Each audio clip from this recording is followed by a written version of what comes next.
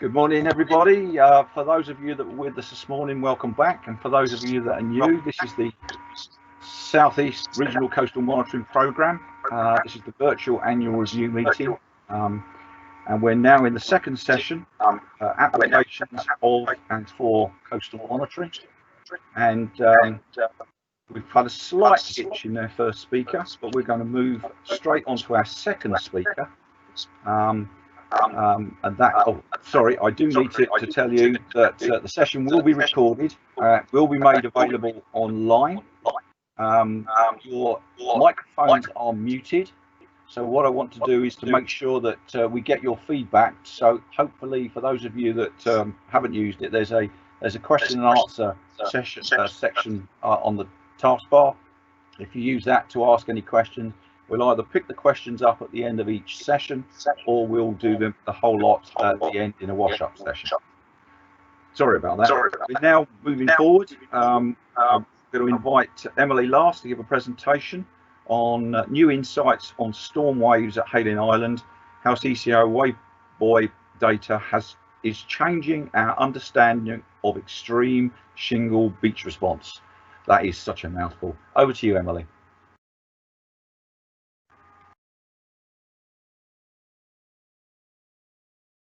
Cool. Thanks, Brian. Good morning, everybody. Thanks for coming to listen to our talk. I'm Emily. I'm coastal engineer in the operations team at Coastal Partners. This piece of work has been led by Andy, Sam, and myself, with HR Wonderford carrying out the statistical modelling. We've recently been rebranded from Eastern Solent Coastal Partnership to Coastal Partners, and this reflects our values and our vision to partner with groups beyond the four founding local authorities. To give a brief introduction to the area, Hayling Island is situated on the south coast of England, between Portsmouth and Chichester, and the southeast corner, called Eastoke, and that's just the image there that we're looking over, is where our study is focused on. The island is exposed to energetic swell waves that travel up the channel from the Atlantic, and even though it sits in the lee of the Isle of Wight, wave refraction does mean that it can take a bit of a battering during stormy conditions. This slide just shows us the latest Environment Agency flood mapping from 2020. The light blue area depicts a 1 in 200 year risk of flooding, and at Eastoke this risk comes from wave overtopping more than still water level, which impacts the low-lying areas. This image is from approximately 1970, and it was taken before the capital dredge. So as Eastoke became more developed, the seawall was built to protect the properties behind. Beach lowering in front of this wall led to the need for several repairs. Eventually the beach lowered so much that sand and the clay bed became exposed, and this led to significant overtopping. So waves are able to break directly over the seawall and impact on the first line of properties and further beyond Eastoke. At this point it is near enough annual flooding, and more often than not internal properties were being affected. So to address this, in 1985, approximately £4 million was awarded to create the large shingle beach that now acts as a primary flood defence at Eastoke, and that took over 500,000 metres cubed of material, which was dredged and placed on the beach. And as with all beaches that are primary flood defences, it requires regular maintenance, and currently we intervene annually. So the current Beach Management Plan aims to protect a 1 in 200 standard year protection, and it runs from 2017 to 2022. And £3.3 million of grant in aid was awarded from the EA to carry this out, and that reduces the risk to over 1,500 properties. So this includes a combination of beach recycling and a periodic recharge via beach nourishment. So material is picked up from areas where it naturally accretes. There is also the occasional requirement for imported sorting material or a dredge from an offshore licensed site. So the drift divide at Creek Road Car Park is a significant erosion point, as well as the Eastoke Corner, and both of these are addressed by the BMP. The funding allocated also includes money for several studies to better understand the processes along Hayling Island, and this leads to efficiencies in how we can manage the beach, one of which is this bimodal wave study. The current design profile is 80 metre wide and 5.6 metres high. That's been in place since the early 2000s, and it was designed only accounting for unimiddle waves.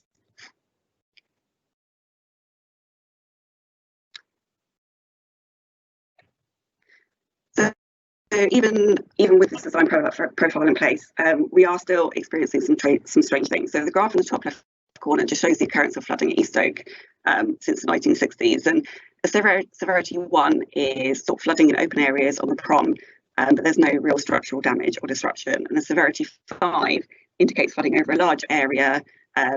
There's lots of disruption, pumping is required, emergency services may be required. And there's generally more than half a day of disruption to homeowners. The increase in 2005 is partially due to methods, but we are seeing this on the ground. The emerging evidence from the SCOPAC storm analysis study is stormier recent years. The photos show on the ground examples of the typical beach response and the damage caused, where the crest rolls backwards into the prom and waves are able to rush over. As a rough guide, the horizontal part of the groin should be fully covered when the beach is at design. So the bottom photo there just highlights how quickly this crest can become depleted. And we've had a number of events that ease damage when we're looking at the traditional methods of storm threshold. But it turns out a lot of these storms have a lot of energy from swell waves, which cause increased erosion. And when these locally generated storms, we experience bimodal sea problem even further. The graph on the bottom left shows the increasing magnitude of swell events in recent years. So we've had much longer period swell recorded on a more frequent basis since the 2000s. And the Hayling wave buoys provide valuable insights here to the wave climate, and we can start to pick up these trends over time. Since 2013, we've recorded the highest significant wave height recorded at the Hayling wave buoy, as well as the highest percentage of bimodal seas recorded in a month, and the stormiest season since recording began in 2003. So bimodal seas are experienced where there is a mix of offshore generated swell waves, and these tend to have longer wavelengths and a lower steepness, and locally generated wind or storm waves, which tend to have shorter wavelengths but are steeper. That's illustrated there on the left-hand side. These give two distinct peaks on the energy spectrum for the two wavelengths, and that's shown on the image on the right-hand side, and that's a sample from the CCO wave buoy network.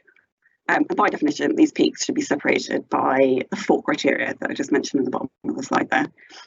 Not a huge amount is known about the effect of bimodal seas on beaches and coastal structures, as sea and swell are usually considered separately in the design assessment of shoreline management options rather than both at the same time.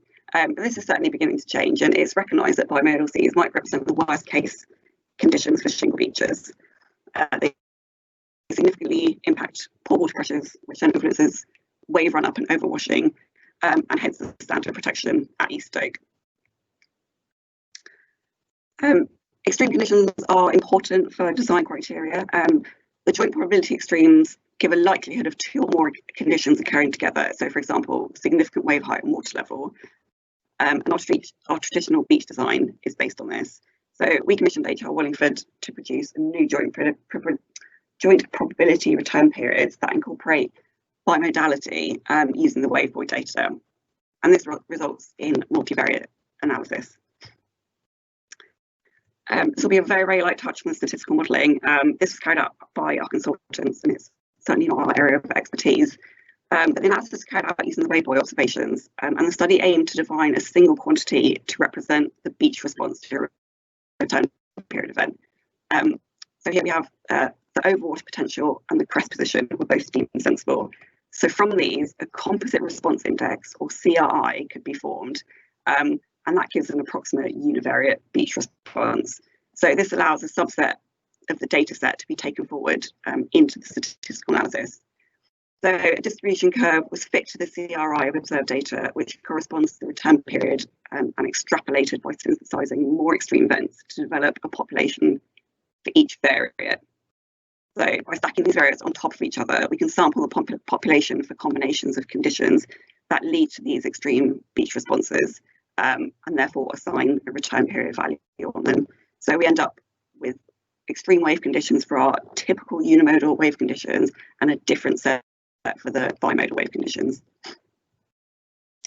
So this slide just shows, excuse me, some of the results produced by the study. So they're logical and they feel about right when we consider that the highest significant wave height recorded at the Hayling wave buoy was 4.4 metres, and that's for a unimodal event. So it appears in the bimodal table, but the swell part isn't considered, but they are higher. There's higher wave heights than that in the unimodal wave table. To put that into context, the most recent annual wave report from CCO put an estimate of 1 in 50-year return period for a wave height of 4.4 meters. If we match up similar wave heights and water levels of the more traditional joint probability analysis, we can see the effect that bimodality has on the return period of these events. So the red pair and the yellow pair are matched up as well as possible between their still water level and significant wave height. The swell part shows, and the bimodal part just shows how much of an effect that this can have on the return period of those. So in response to a lack of understanding of the impact of bimodal waves, Shingle B was developed to assess the impact of bimodal waves on beach response. So we tested our conditions on the design profile, and the slide just shows the results for a 1 in 200 year bimodal, the results of those conditions. So the spike here is assumed to be the volume of material that is pushed back into the prom, as we saw in some of those previous photos. And what the results show is that under all the 1 in 200 year bimodal conditions, severe cutback is experienced. And this exposes the seawall, and the potential for overtopping is a lot greater. And we end up in a situation where things are much more similar to what they were pre-1985. It appears our design profile does not withstand a 1 in 100 year bimodal event in terms of beach cutback, but from the results we can see it stands up to something more like a 1 in 75 or 1 in 200. And for all return periods, the bimodal conditions produce a consistently worse response than the unimodal events. But we do need to understand the overtopping aspects, as the peak conditions for beach profile erosion may not be the peak conditions for wave overtopping. It's a complex problem, and one which we will be exploring further over the next 12 months or so. So just to summarise quickly, the CCO wave buoy data has been invaluable in carrying out this piece of work, and we've found that bimodal waves do result in greater impact to the beach than unimodal waves. The profile and topographic data are equally as important, because this allows us to measure the beach response and validate what we're seeing in some of our models. We'll be carrying out further investigation to assess the standard of protection. Strategic decisions on how to best manage the beach will be made through the Hayling strategy. Thank you very much.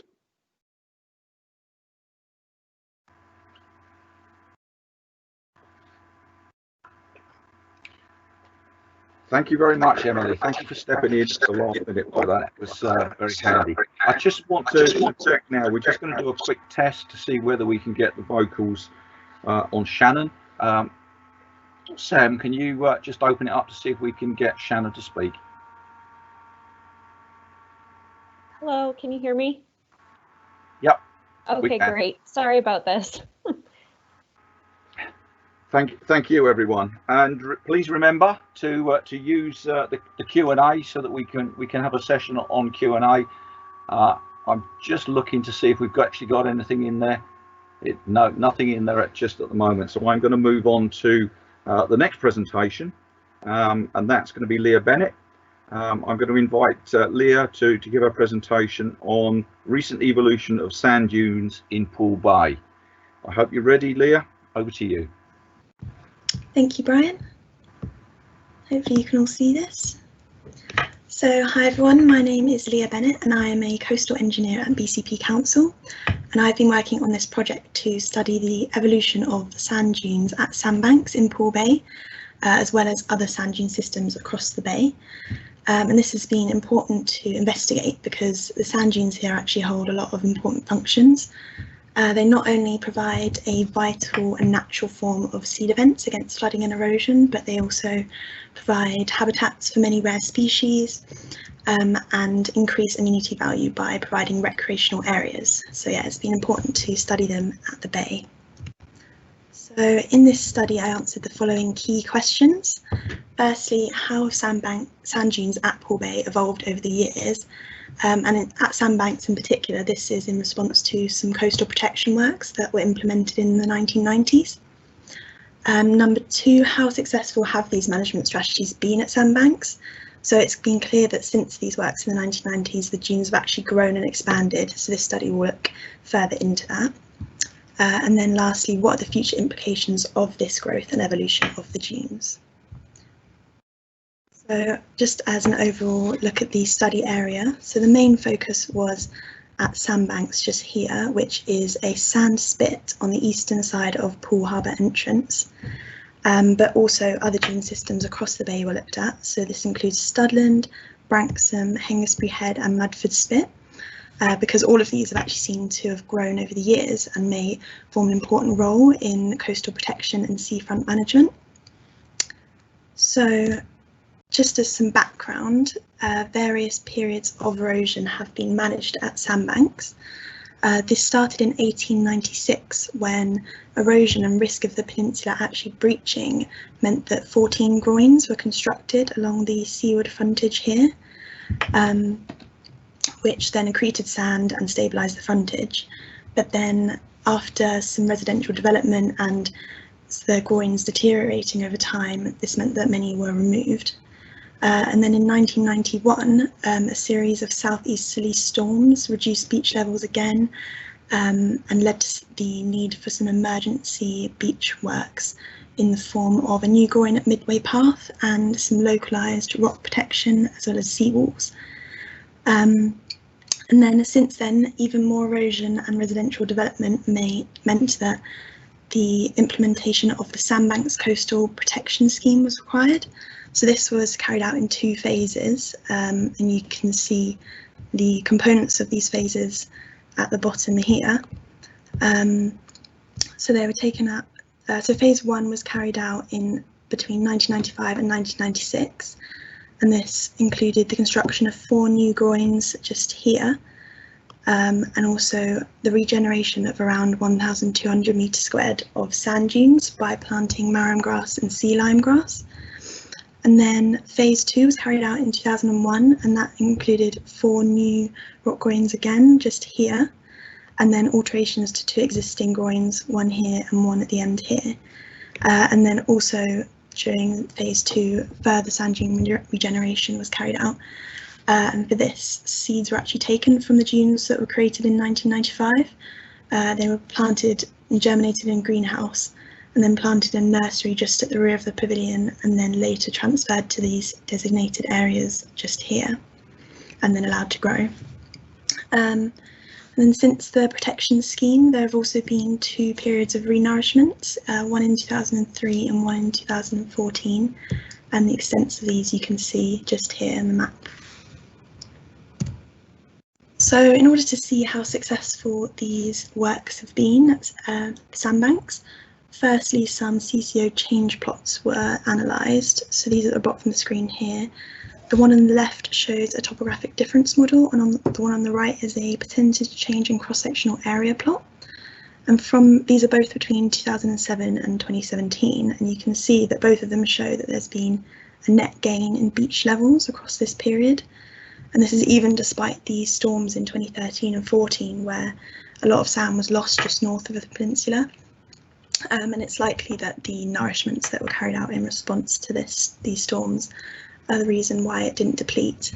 And then in the top right of the screen, you can see a picture of the effects of some more recent storms at Sandbanks. So this is after Storm Kira in February, and you can see that there's clearly been some undercutting of the dunes.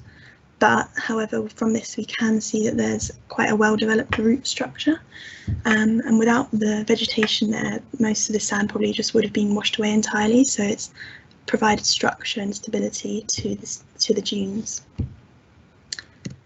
So next, to provide a more detailed analysis of how this area has changed over time, aerial photography from the CCO was used between 2001 and 2019. You can see the range of dates just here. And from this, it was used in GIS, and the extent of the dunes was digitised. The dunes were actually digitised twice, once surrounding the visible vegetated area, and another surrounding using judgment to draw around the raised area of sand that is definable as dunes. So at Sandbanks, we can see that 2 areas of dunes are evident, and these are A and B, And from the images at the bottom, we can see that by plotting each year that was digitised, we can see that they've grown both seawards and laterally and clearly expanded over this study period. So next, the dunes at Branksome and Studland were digitised. So at Branksome, which is here, we can see that small areas of dunes have actually formed around the landward head of 5 rock groins. And from the photography, we can see that these formed somewhere between 2013 and 2016.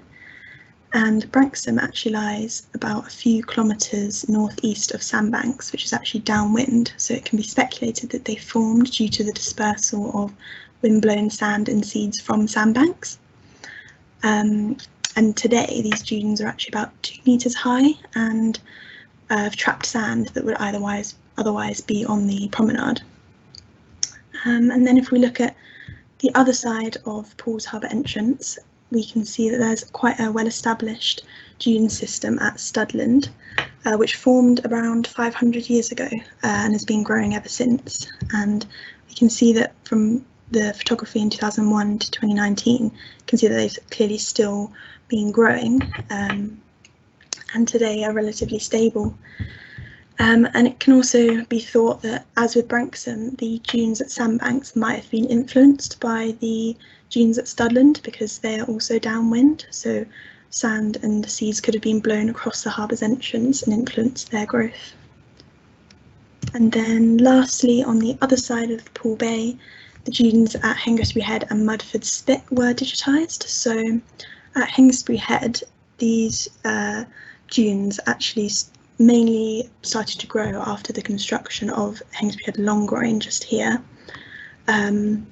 which led to the expansion in dune area and vegetation, which was then fenced against recreational damage in 1979 and today are relatively stable. And then on the other side of the Long Groin, Mudford dunes actually started to decline after the groin was built because there was a reduction in the supply of sediment. So that meant that all of these groins along the Mudford Spit frontage were constructed to trap more sand. But by the end of the 19th century, actually, there was only a very small area of dune present at Mudford. But we can see that from the aerials that I digitised, the dune area actually expanded by about 30% from 2001 and to 2019, so they have been growing since. So this graph just shows the overall changes in dune area over time for each location along Poole Bay. I'm just going to point out some of the key findings. So Sandbanks is the blue line along the bottom, and we can see that the area of vegetated dune has actually grown from about 3,500 metres squared to over 10,000 between 2001 and 2019. Branksome now occupies around 500 metres squared across that 1 kilometre small section of beach. At the top, Studland dunes have grown by over 24,000 metres squared since 2001, and we can see that there's been an acceleration in growth here between 2008 and 2016. Hengistbury Head is probably the most stable dune system across the bay. It's only experienced a slight growth over time, and this growth actually peaked in 2016 and appears to have declined in the 3 years to follow.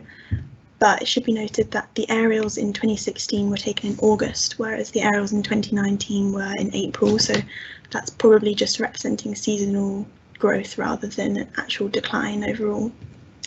And then finally, Mudford dunes have, like I said before, expanded by about 30%, but there have been a couple intervals of decline here and here, and it's thought that these could be due to storms that occurred in 2008 and 2013 and 14. But further work would be required to determine if this is true.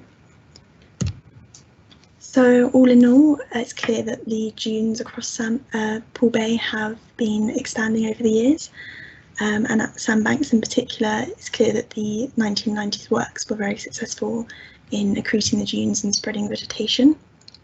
And this has also led to the expansion of ecology, not only including the grassland, but also the rare and protected sand lizards, which has actually meant that Sandbanks has become designated a SNCI.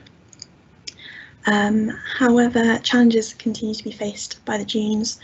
So, for example, they are cut back by storms, they are trampled by people and dozers. So this image at the bottom shows Branksome, where the promenade was cleared and the dozers actually drove over the vegetation in March. But having said that, even though the dozers could have caused damage, they did actually push sand onto the dunes, which could have been good for it by supplying more sediment. And they did actually seem to bounce back relatively quickly from this, so that's interesting. And then another challenge is that it's difficult to keep the fencing in place when you want to divide off areas to allow the vegetation to recover. So finally, we now think that it's relevant to consider actively managing the sand dunes across Poole and Christchurch Bays, because they not only provide an extra layer of sacrificial defence against flooding, where their root structure is a lot more resilient than just fine sand alone, and would be a better source of protection against strong winters such as those in 2013 and 14. But also during previous renourishments, there's been concern about windblown sand blowing onto the promenade, which actually costs the seafront team over £500,000 to clear a year. And because of sea level rise, raising the 8.5 kilometre long promenade and seawall would be extremely expensive. So sand dunes could be a lot more cost efficient and natural way to both protect against sea level rise and trap this sand, and preventing the need for so much clear up. And also they create diversity not only for recreational use but also for rare species. And then just as an additional note, since the study was completed, there's been another small area of dunes noticed at Camford Cliffs, and it's thought that this, which is between Branksome and Sandbanks, and it's thought that that formed due to the presence of a low wall. So that could be another area to study in the future, is to see whether obstacles such as these low walls or the groins at Branksome actually initiate the development of dunes like they appear to be. That is it. Thank you very much. If anyone has any questions, please let me know.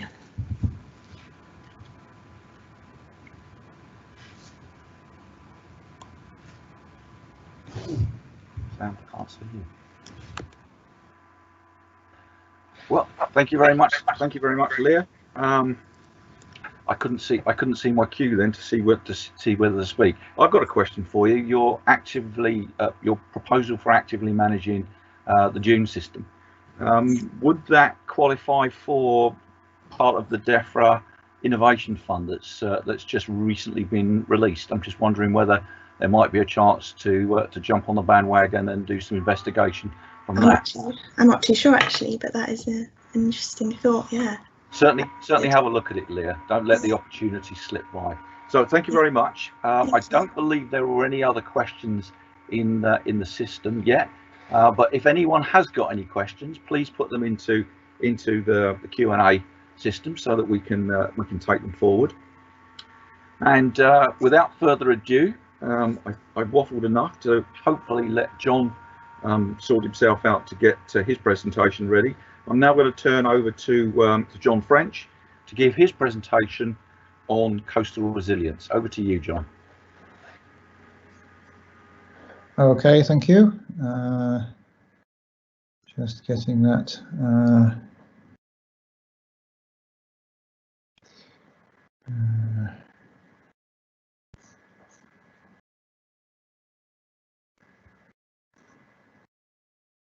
Right, this well worked fine yesterday. Now I can't see the presentation to share for some reason.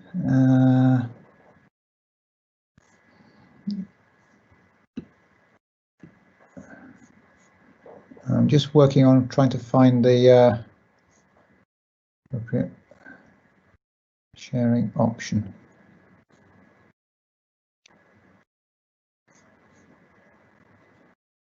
So, okay, hopefully that is now visible.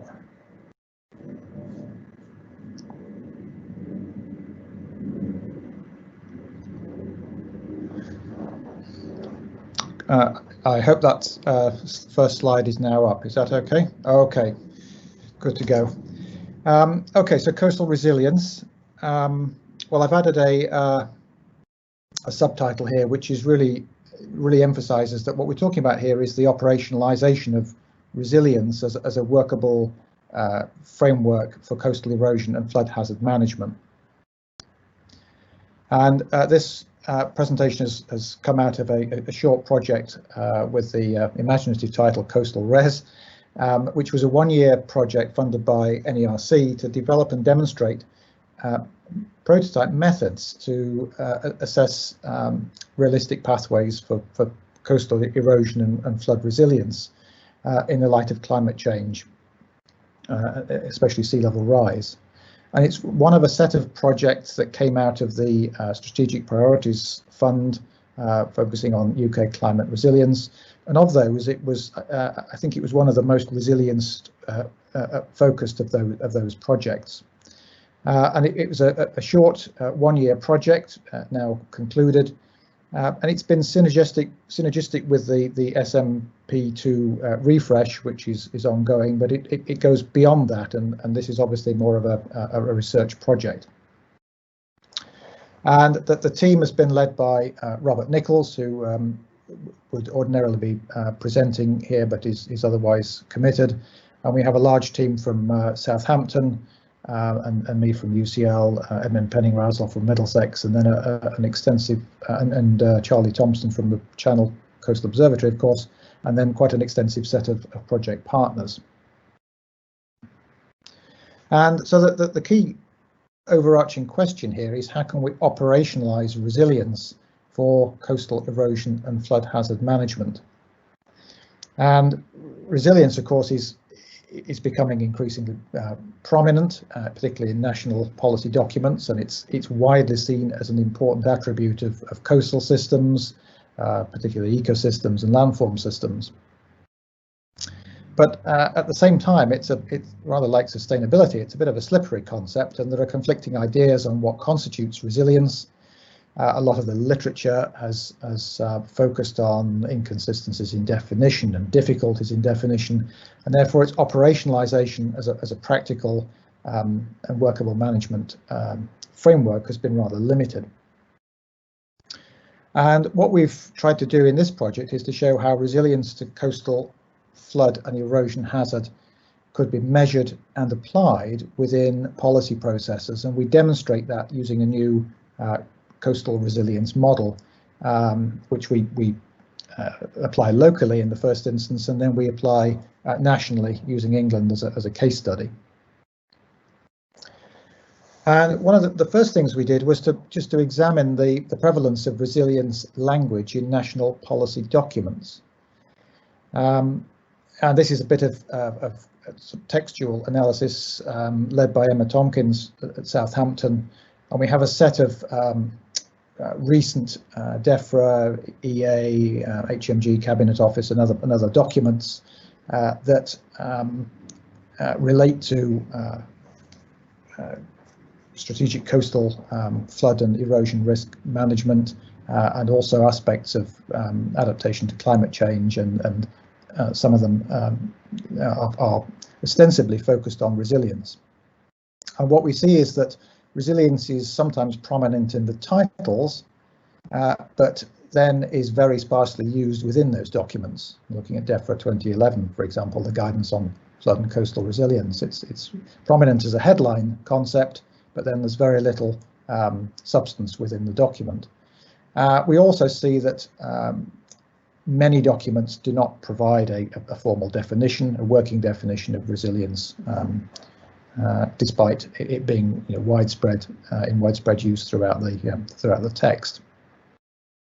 So resilience is increasingly prominent, and there are in later documents there are national policy goals which are aimed at enhancing resilience, but the concept itself is ill-defined and inconsistently used. Now, of course, when we look at the literature on resilience, it's an elusive concept. Like sustainability, it's suffered perhaps from inconsistency in application, perhaps an obsession with definition. But it's certainly a broader concept than risk. And what we've found is that there are certainly workable definitions. The US Army Corps of Engineers and the United States are perhaps a little bit ahead of us in terms of formalizing resilience as a robust framework for coastal management. They offer up a definition, the ability of a system to prepare, resist, recover and adapt to disturbances in order to achieve successful functioning through time.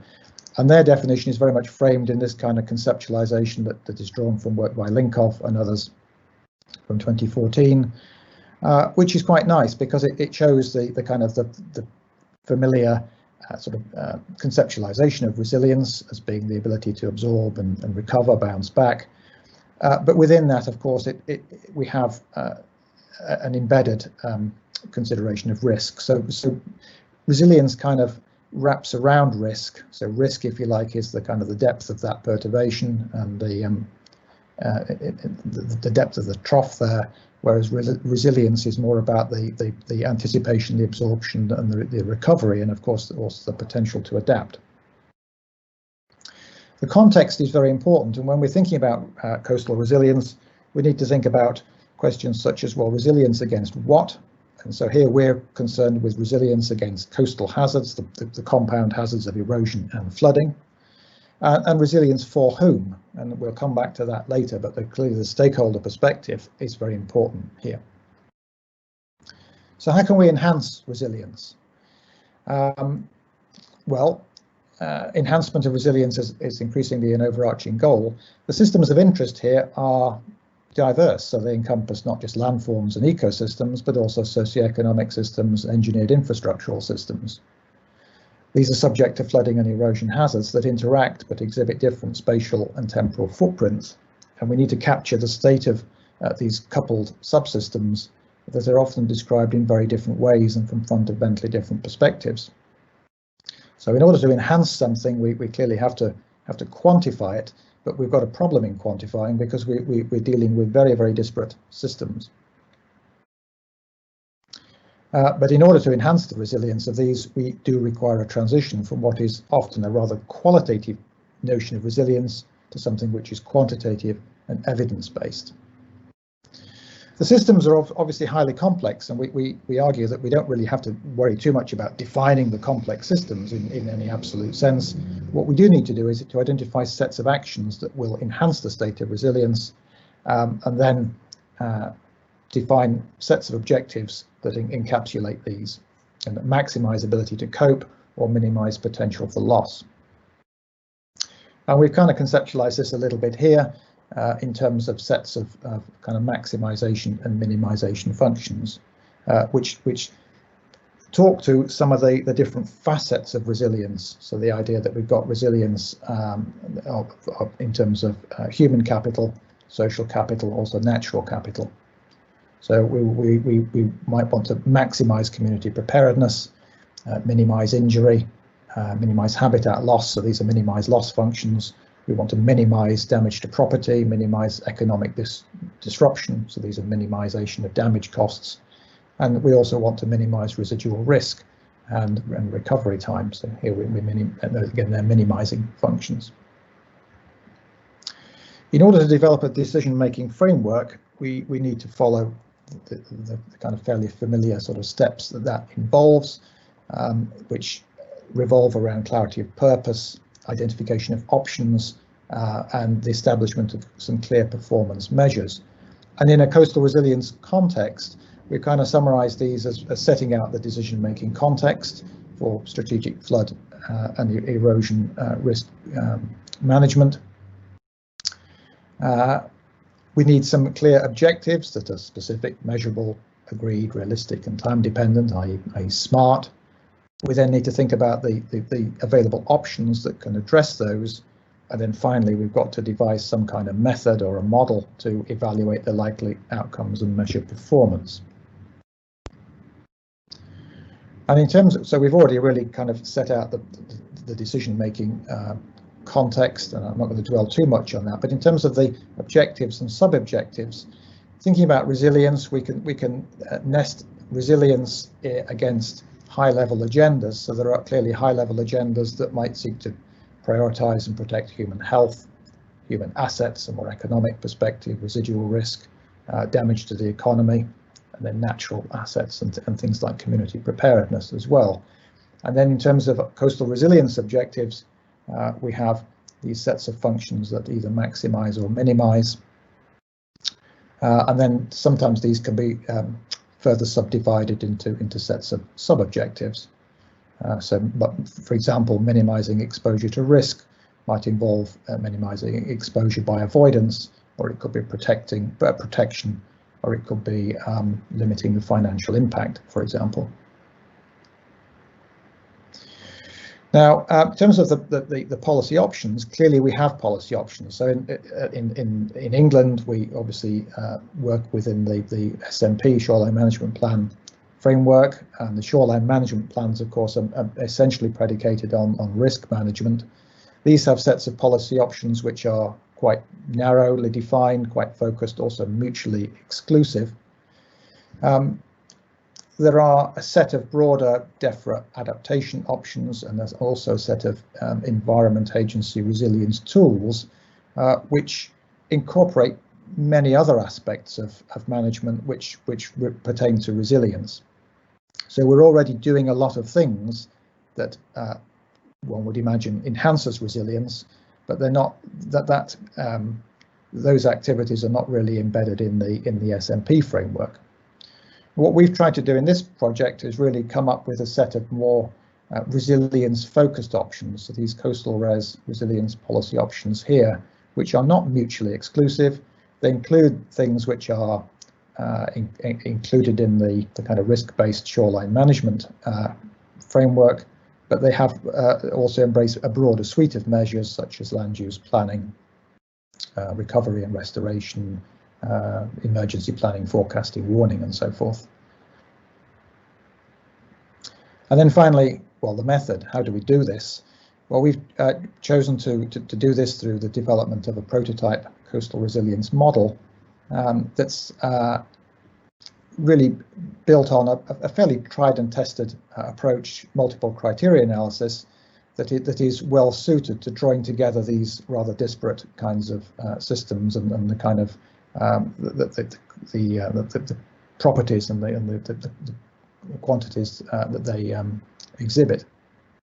And so our kind of workflow here proceeds from conceptualizing the system, so identifying some of the critical functionalities, also deriving some scenarios. We've got hazard scenarios, socioeconomic scenarios, and policy scenarios that really get fed into this. We then have to come up with a quantitative resilience approach that sets out some measures, either direct or surrogate measures for resilience. And then because these are very disparate, we need to score them. And because different people prioritize them differently, we have to weight them. And of course, that's the essence of a multiple criteria analysis. And then once we take those and we apply them to a particular geographical region with data, we end up with a resilience model. And the model can capture not only the current state of resilience, so we can explore the effects of different stakeholder perceptions or in place policies, but we also have the potential to simulate the time dynamic, perhaps how resilience might decay if we do nothing under climate change, or perhaps how it might evolve with hazard forcing or different adaptation pathways. And here, of course, these can be driven by data. In terms of conceptualizing this further, so here we've got resilience, we've got our facets of resilience, our kind of human, economic and social capital, people, property, nature.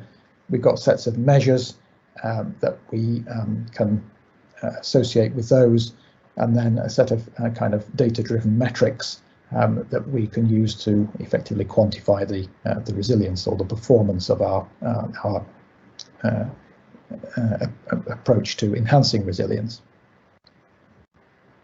And just to kind of sketch out how the coastal resilience model works in essence, this schematic shows how we take a system that it is clearly a coupled kind of natural human system, and we identify a range of metrics. First of all, we score those. So what we're doing here basically is normalizing. So we've got things that are measured in fundamentally different units, and we're converting everything, not necessarily linearly. And of course, some of them are positive and negative, but we're converting everything from their natural units of measurement into a common scale, and we're using 0 to 100 because that's fairly intuitive. Once we've scored them, we then put that basket of metrics in front of different sets of stakeholders, and they prioritize them, they rank them, and they come up with different from an economic perspective, a social perspective, and an environmental perspective. We get different weightings, and then the basket of measures gets aggregated, and we can come up with a kind of a composite resilience index that can be used to map the current state of the resilience at different scales. And here we've got a national analysis in the inset, but we can also perform time-dependent simulations. We've applied this at 2 scales, really. We've got the local scale, and we've got 2 case studies here. I'll only really talk about the Portsmouth one, but we've implemented this for Portsmouth and the Outer Humber, 2 contrasting case studies. And if we look at Portsmouth is a good example of obviously a more urban area, one that's got a large range of assets at risk. It's prone to flooding. It's also densely populated, but it's also got habitats that are subject to coastal squeeze and important, but perhaps fragmented and sometimes in decline. The Humber obviously is more rural and has got areas which have been historically protected, some of which are now being set aside and through policies of managed retreat. And now we're focused mainly on Portsmouth. So this is just an example of a set of performance measures here, which are all given on the horizontal axis. So we've got human health, response time, recovery time, and so forth. Protection by defences, residual risk is in there, economic disruption, and these are the scores here that come out of different stakeholder perspectives. So we simulated different stakeholder groups, and we performed a kind of a preference scoring, and they give us effectively resilience signatures. So this is a resilience signature for Portsmouth, and those signatures differ slightly, in some cases significantly, depending on whether one takes an economic perspective, an environmental, or a more social perspective. And then we have an average of those, which is a combined RI, a combined resilience index, which is 51.1 on a scale that goes from 0 to 100. We can also evolve this over time, and here we've got 2 highly idealized scenarios, one of which essentially envisages a loss of defence standard as sea level rises, which increases the residual risk, and we have a lot of assets obviously at risk of flooding, and as sea level increases, then the residual risk from that flooding increases, and that diminishes the resilience. So under a P1 pathway, we tend to see the resilience of systems decaying over time.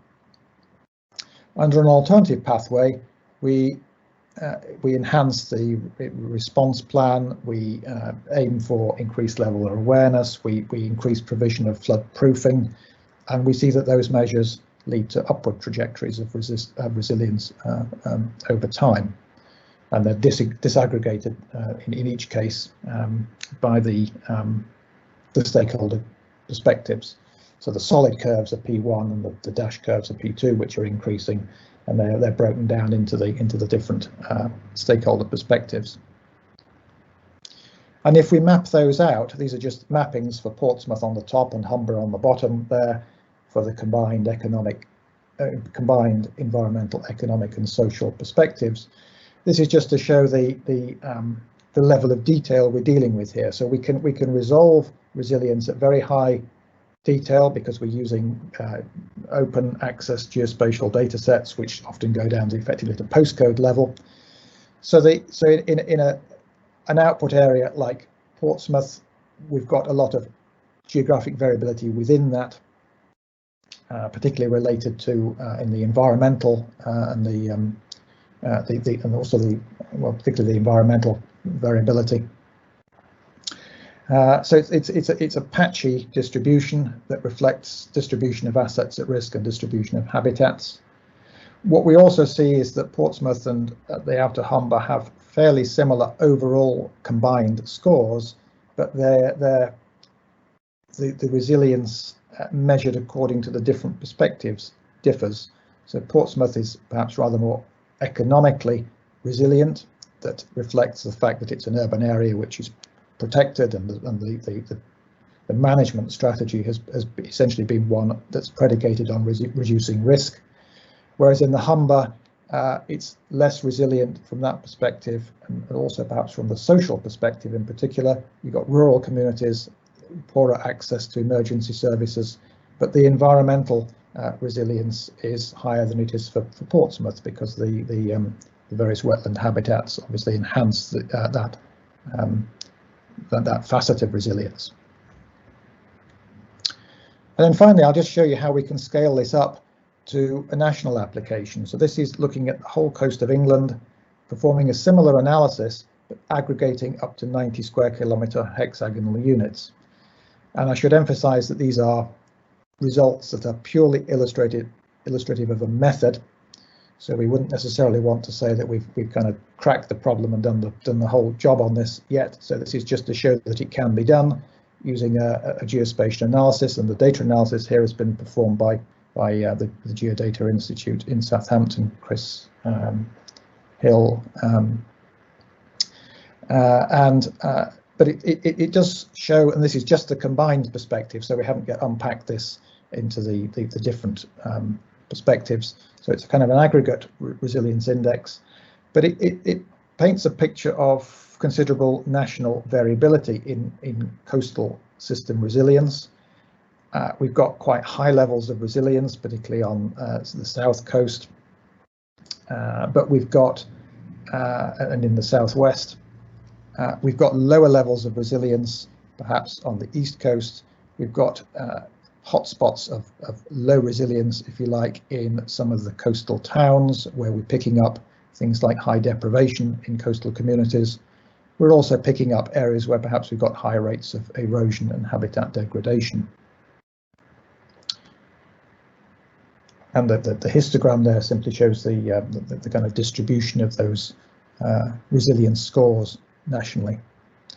And there are something like 8,000 output area calculations in here, which have then been aggregated into these 90 square kilometre hexagons to give us a clearer kind of picture at the national scale. So in summary, what we've tried to do here is, what we have done is we've developed a model that really, I think for the first time, quantifies resilience to support an overarching goal of enhancing coastal resilience to flooding and erosion. And I think one of our key arguments is that it is meaningless to talk about enhancing resilience if you cannot measure it. And so we've shown that it is possible to measure it using widely available open access, often high resolution geospatial data sets. And we can build that into a model of resilience to coastal flooding and erosion.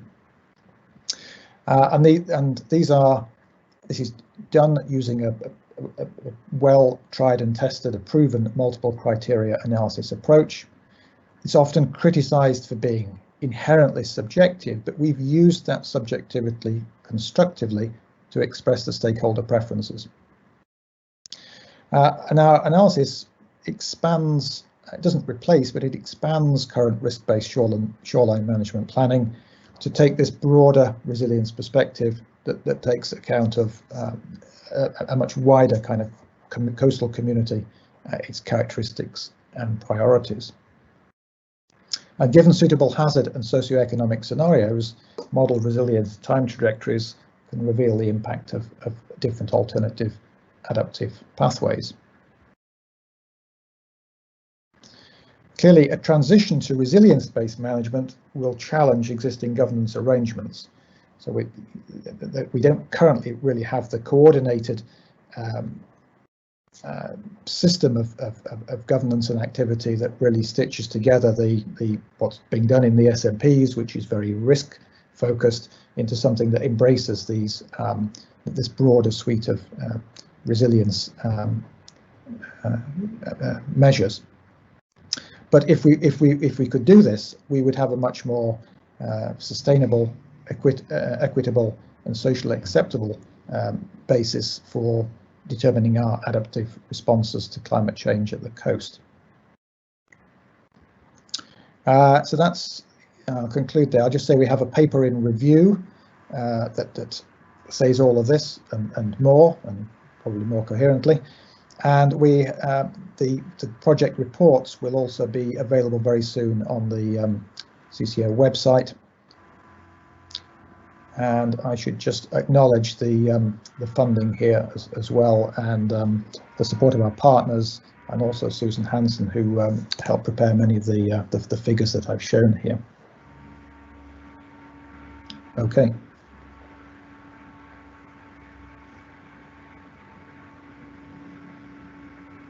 So I guess I'm going to stop sharing now.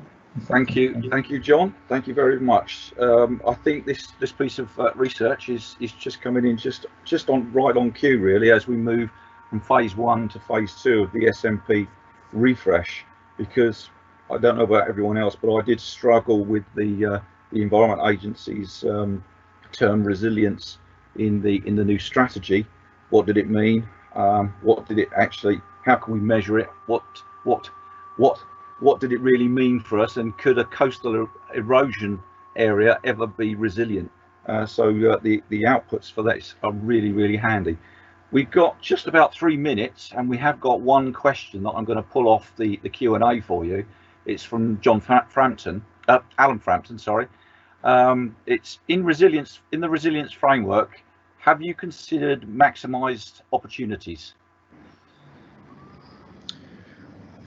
I think I'm not sure that was a measure that we put into that mix. I think we had a basket of about, I think there's about 30, something like 30 different measures in there. I think clearly there's a lot of subjectivity in all of this. I mean, different people will conceptualize the system in different ways. They'll come up with different sets of measures. And as we've shown, obviously, given the particular set of measures, different stakeholders will weight those in different ways. So I think we've got, what we've tried to do is to develop a generic approach that you could easily, so that the basic workflow and the model can accommodate whatever measures you want to put in.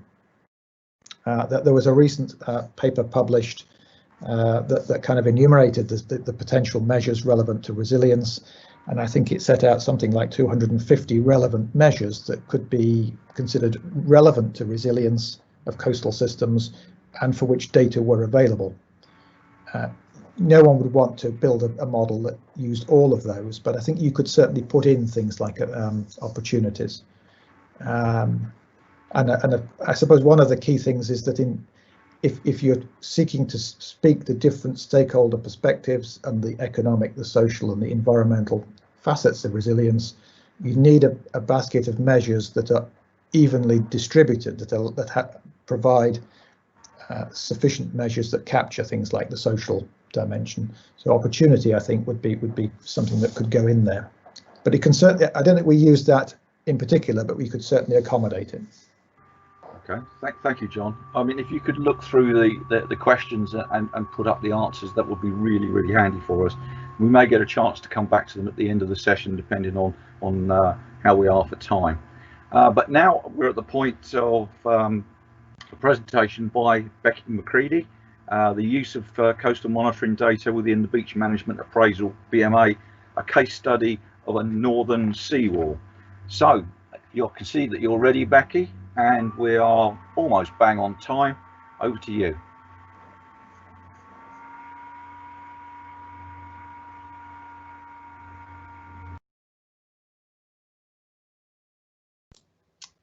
You're on mute at the moment, Becky.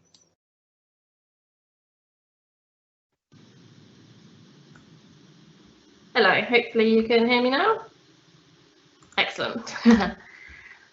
Okay, now you can all hear me. Good morning, everyone. My name is Becky. I am a coastal process scientist and I work as for part of the RCMP based at Canterbury City Council.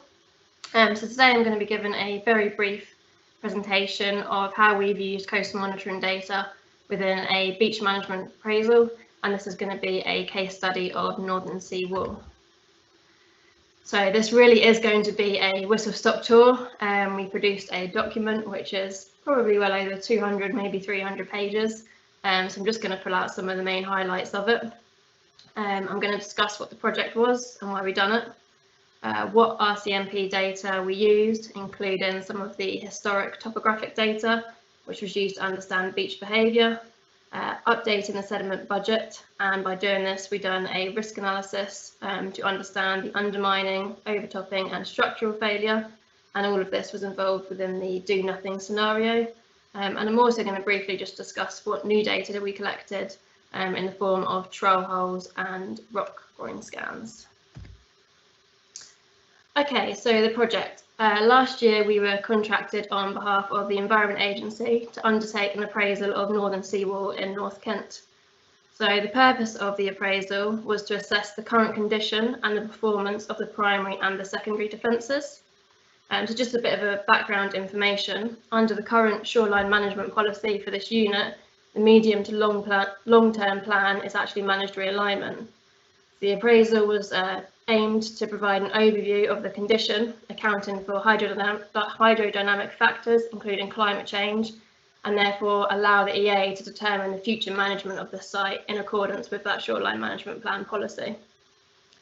Just to note that this appraisal has built on information that was already collated in the Graveney to Northern Sea wool Regional Beach Management Plan, and this was done in 2015 and in accordance with various other reports, to provide an overview of the coastal features and key risks which affect this unique frontage. So for those of you that may not be familiar with the area, I'm just going to give you a very quick brief overview of some of the main features. So Northern Sea wool is situated on the North Kent coast and it falls in between Herne Bay and Margate. The stretch of coast is approximately 4.5 kilometres long and it's defined by Reculver Towers over here in the west and Minas Bay over here in the east. So there's several important features to note along this coast. The main one is this pale yellow line, which runs the whole way along, is the 4.5 kilometre concrete wall. This was completed in 1955 and it's the main flood defence for the low-lying land behind.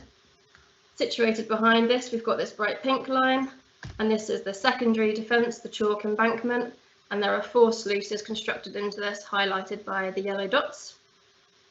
In addition, there are 14 rock groins situated along the coast. 3 of these have outfalls contained within them. There are also 2 unique saline lagoons, Plum Flooding Lagoon here, which you can see, and Cold Harbour Lagoon here. These have extreme environmental importance and did play a big part in this report, but I'm not going to go into too much detail of those today. And just in addition, the beach, for your information, is a shingle beach. Okay, so what data did we use for this topic? So firstly, we used our catalogue of historic topographic beach data, which most of you are probably familiar with from the CCO website. In addition to this, we also collected some new data using our GPS equipment, which, as I've said, I'm going to briefly discuss later on. And we made essential use of the hydrodynamic data, which is available on the CCO website. This included waves, tides, and joint probability. However, 15 minutes is simply not enough time to go into all of this today, so instead I'm going to focus on these 2 top main points. Okay, so firstly, beach behaviour. These are some of the main elements of the report we focused on, which I'm going to provide some more detail on. So our first task was to update the sediment budget using the catalogue of historic data to analyse the trends and transport rates. This was last done in 2015, so it was an update of 5 years data on top of that. In doing this, we were able to determine a total beach volume in line with the new schematics we've had drawn up as part of the project, and then able to understand a potential do-nothing scenario and conduct a risk analysis to ascertain the 3 main risks of overtopping, undermining and structural failure. We also updated our beach trigger level charts. I think one of my colleagues has done that presentation in the past, so again, I'm not going to go into detail of our beach trigger level charts today. If you did want any more information on them, feel free to contact myself or one of the team. Okay, so the sediment budget. It's important to note that the budget relies entirely on data that's collected from the RCMP. This has been collected here since 2003, and so it's the longest available timescale since monitoring began. Because of this, we've been provided with a data set spanning 16 years of both continuous walk-in data and profile data. For this particular stretch of coast, the sediment budget covers the area in between Reculver Towers and Minas Bay, and it's an updated version of the larger sediment budget which was reported in the Beach Management Plan. I'm not going to go into the depths of how we got to the sediment budget. There's lots of spreadsheets involved and lots of calculations, but instead tell you that a review of all the data was conducted to analyse the average annual trends, which also took into account recycling activities and any large schemes. So just to go over some of the main trends at Northern Seawall, we can see here firstly there is a dominant drift direction of west to east.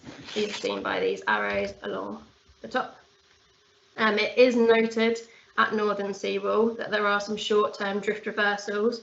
In this budget they weren't actually that evident, so they're not displayed on this diagram. So the western end of the unit displays the largest overall losses and has a trend of continuous erosion, whereas the two lagoons seen here and here, in particular Plumpuddin Lagoon over on the right hand side, have an accretive trend. Sediment transport rates at Northern Seawall reach 4,000 metres cubed annually in some cells, and the sediment budget suggested an annual increase of 454 metres cubed per year. However, this was skewed by a large extraction at the back of Plumpuddin Lagoon, which is where you can see we've cut this polygon right in here and taken it out of the data. Therefore, with this extraction, we think it's more realistic to say that this stretch of coastline is losing approximately 2,000 metres cubed of sediment per year. So just in summary, Northern Seawall, the sediment transport rates here are probably some of the largest along the North Kent coast. This is mostly due to these large open stretches of beach, and there's far fewer groins, unlike other areas you may be familiar with, such as Whitstable and Herne Bay. It's important to note as well, as part of this study, which I will go into, we did undertake an assessment of the rock groins, and sometimes poor configuration of the rock groins can have an effect due to voids allowing material to pass through. So one of the major components of this project was to assess the risk from a potential do-nothing scenario. The do-nothing scenario implies that the management authority will no longer undertake any beach management or defence maintenance to this coastline. So to undertake this, we firstly adapted the shingle sediment budget polygons to reflect the various defence sections along the frontage, and a natural average annual volumetric change was calculated for each.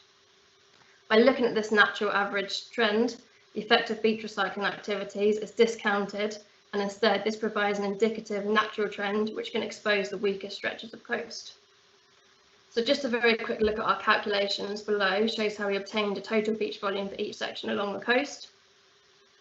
So if I go into this table here, the failure CSA, this column in the middle, is derived from the various calculations, including the undermining calculations, and the average annual change, which is this column here with lots of red minus values, is taken from the sediment budget. By multiplying the length of the polygon by the required failure CSA, we were able to obtain a failure volume, and then we took the average annual change away from the total beach volume until we hit the failure volume. This is really quite difficult to explain without all the big spreadsheets in front of me. But ultimately, what we wanted to see is how many years it took before we were able to hit that failure volume by taking away that average annual change. So 3 potential risks are associated at Northern Seawall: undermining, overtopping, structural failure and breach. A breach analysis was undertaken, but this was independently and undertaken by JBA and not within our team. And as part of this study, we updated the 2015 regional BMP with a new methodology. So some of the key drivers for the updates were the Eurotop manual, which was updated in 2018 with new overtopping calculations. We also updated the boundary levels to account for climate change, and this was accounted for up to 2055, and trial hole excavations of the seawall were undertaken to provide much clearer schematics of what was underneath the beach. So some of the visual things we managed to produce. The graph and plates below link up with each other and show that based on the calculations, the number of years each defence section is predicted to fail within. So you can see that the majority of the unit exceeds 25 years. This is indicated by these red lines on the graph and the green polygons below.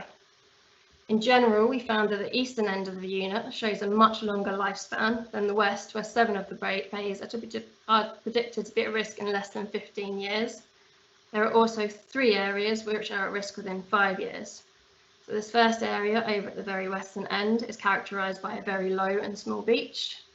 The middle one is a groin bay, which has often been associated with recycling to reduce the cliffing, and the final section is located in front of Cold Harbour Lagoon.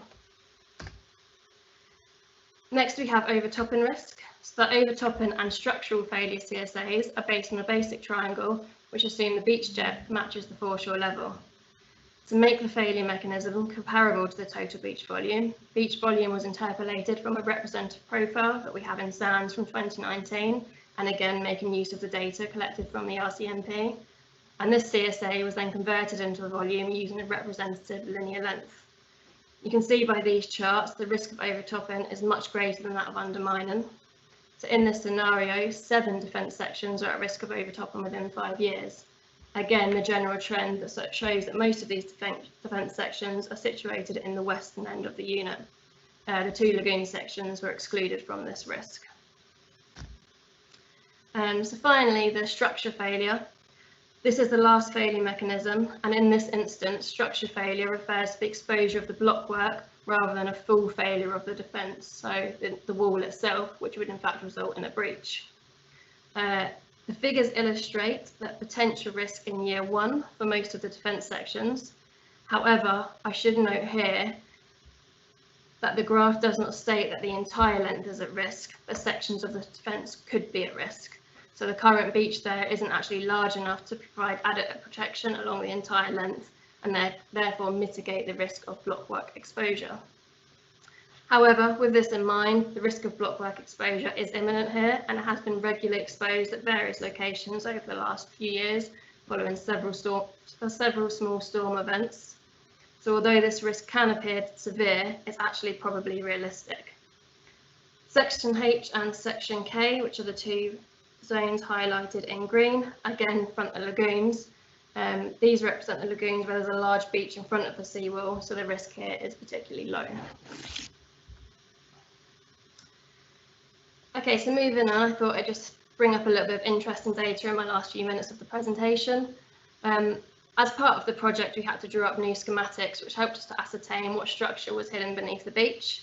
Although there were some schematics that already existed, they were lacking in detail and didn't give us the best representation. So to make this the most accurate report we could, we wanted to understand exactly what was laying beneath the shingle. To do this, we conducted 12 trial holes, which were picked in specific locations determined by where there was a change in defence type. And this just shows you some of the trial holes that were dug. I think one of the most important things I took away from these works is that you truly never know what you're walking on above the beach. The aim of this was to keep digging until we found the bottom of the wall and hit clay or chalk. And in doing this, lots of surprises were thrown our way, and almost every defence section was different. We found some walls had a direct drop with no revetment, like can be seen in this photos. And some walls had extremely long revetments, which you can see in a couple of these photos here, which almost went out to sea. I think our longest revetment reached almost 40 metres long. So it was really, really vital to actually undertake these trial holes and be able to determine, as I said, exactly what was underneath the shingle. So once the trial hole had been excavated, we used our Trimble GPS equipment and the use of a traditional tape measure to record measurements.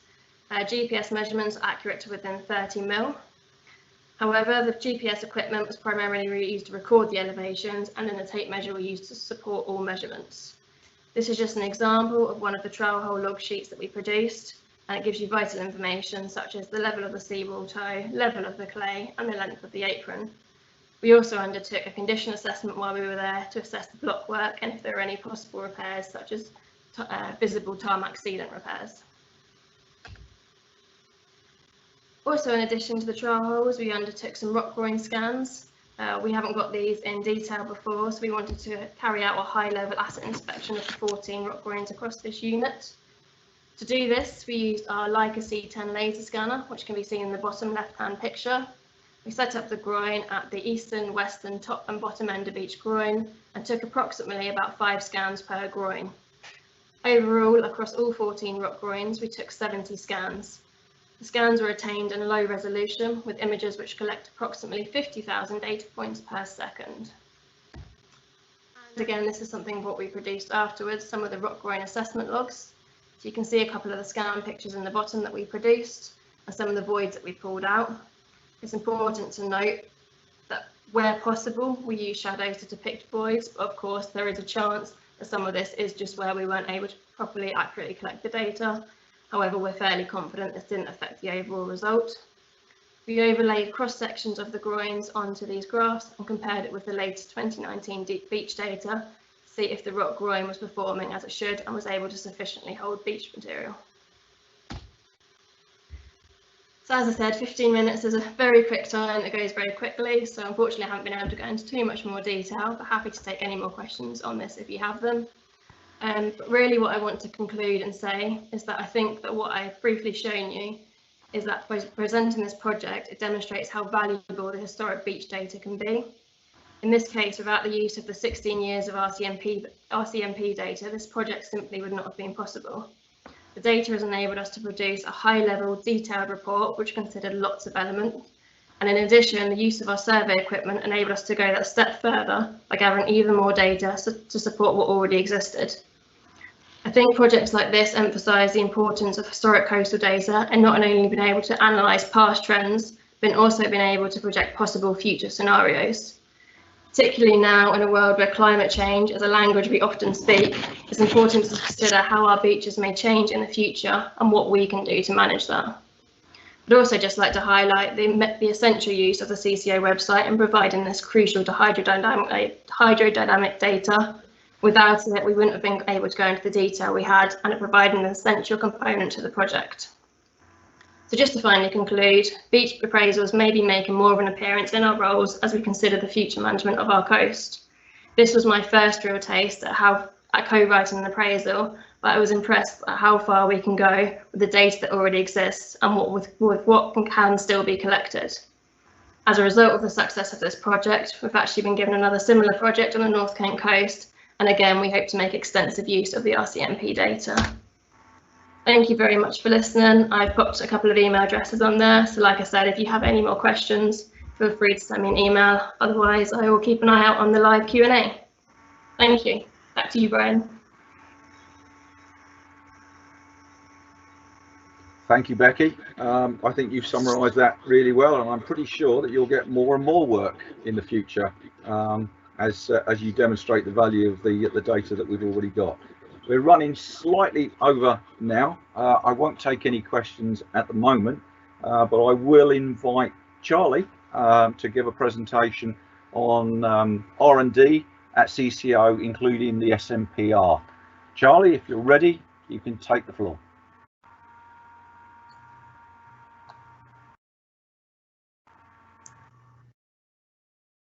Thanks very much, Brian. Yeah, I just wanted to take this opportunity this afternoon to talk to you a little bit about the research and development that goes on in CCO. And this is the type of work that's there to ensure both a good uptake of the data that we're providing and good representation of the monitoring data within kind of national and policy and strategic levels, but is also the way that we keep abreast of technological advances, of new techniques and new technologies that might be of use either in providing monitoring data or in providing products that our partners might find of use. So what I'll do is I'm going to start off with giving an overview of some of the national level kind of projects on which we've got representation. And then I will focus more specifically on some of the kind of case studies and technological aspects that we're looking into as well. So I'll start off with the Shoreline Management Plan Refresh project. Many of you will have been involved in this project. It's been headed by the EA and the coastal groups, and the initial work's been undertaken by Jacobs. And from a monitoring point of view, I wanted to ensure that there was a good integration of coastal monitoring data throughout the shoreline management planning process.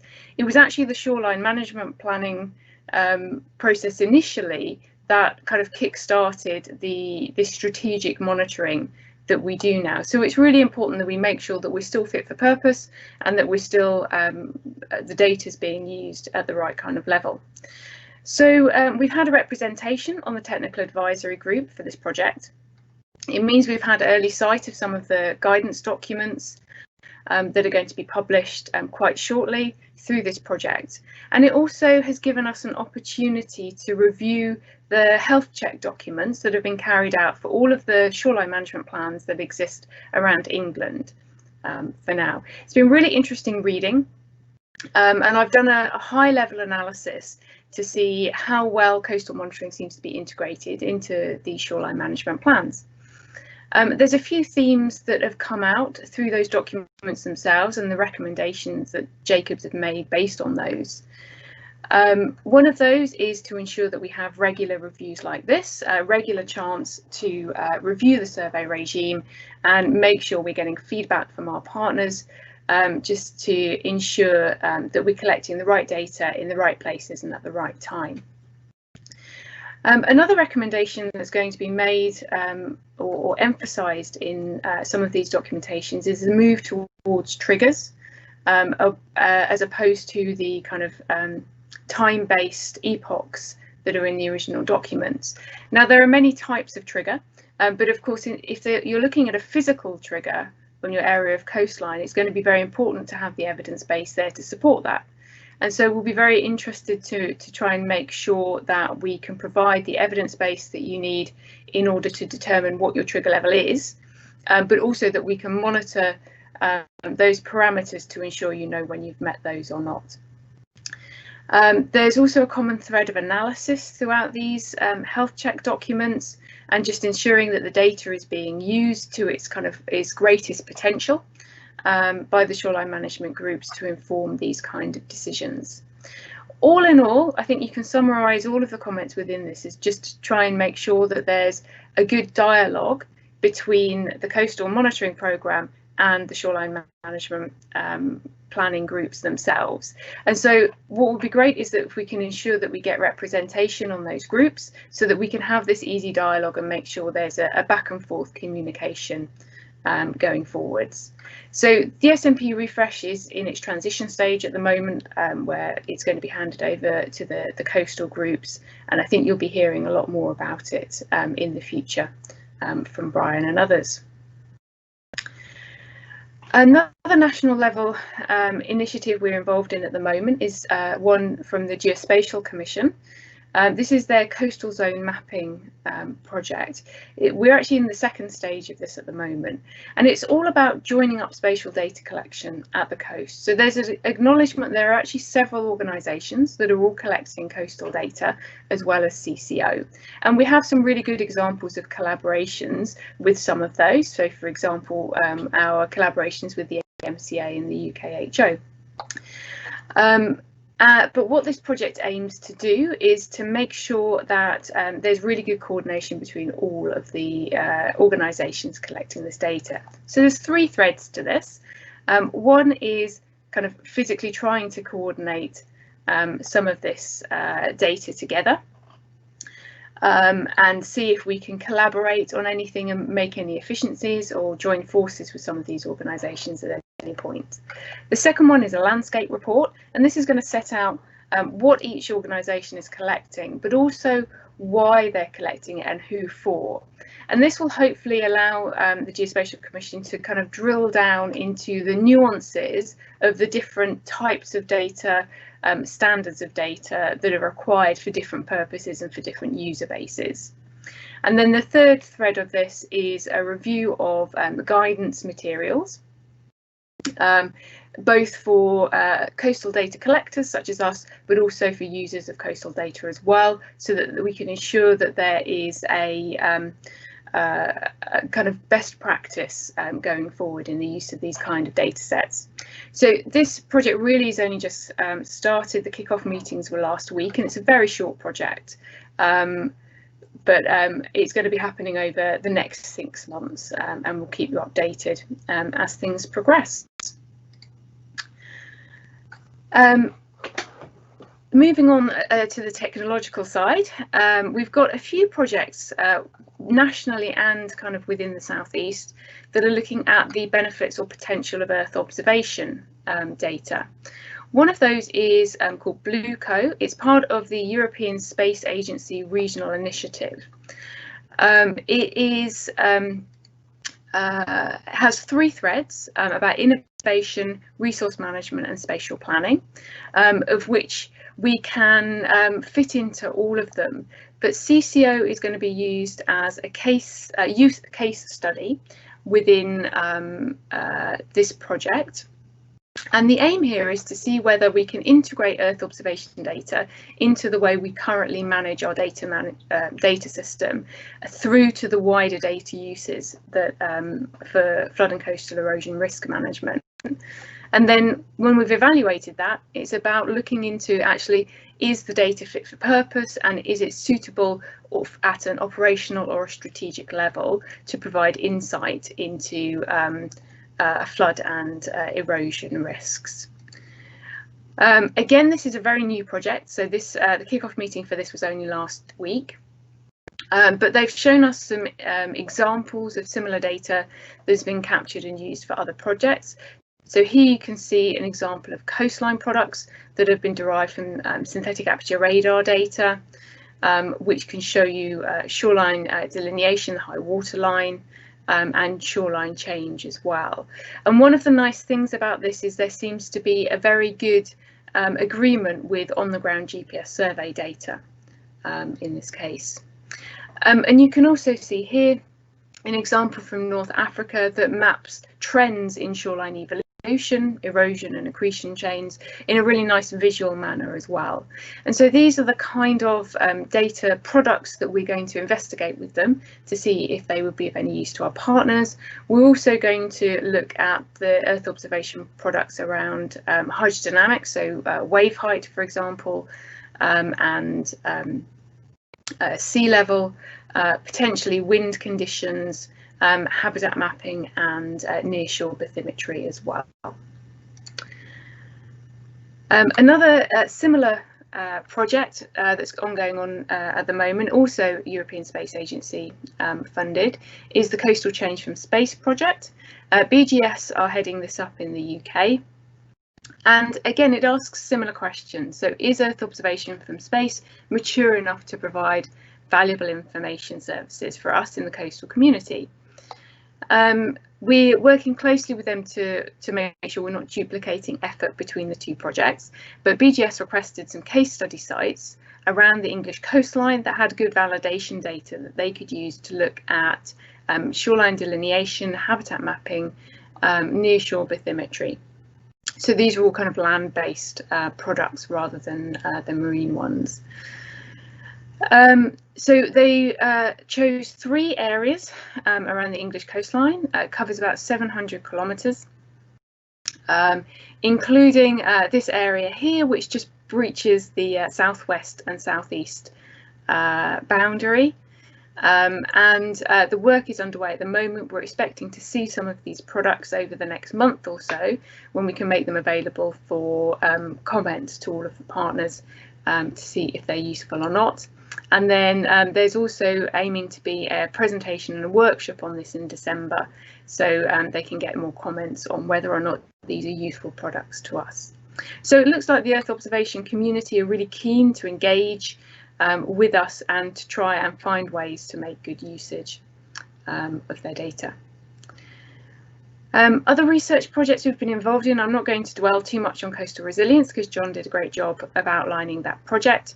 But just to mention that we have had a spin-off project from this as well. An MRES project, Laura, has been looking at the effect of inland boundary choice on coastal risk mapping, and this came directly out of one of the engagement workshops that we held as part of the Coastal Resilience project.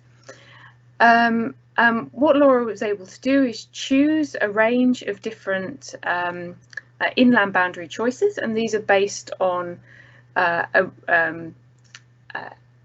legal or defined limits, usually in other countries. So, for example, 500 meters is the Spanish inland boundary, as well as the hazard zone area, which is defined within the Coastal Resilience by the Geodata team. And she was able to look at a range of spatial data sets, building population, roads, land cover and erosion potential, and find the differences in the number of elements which are found within each of these different zones, depending on your definition.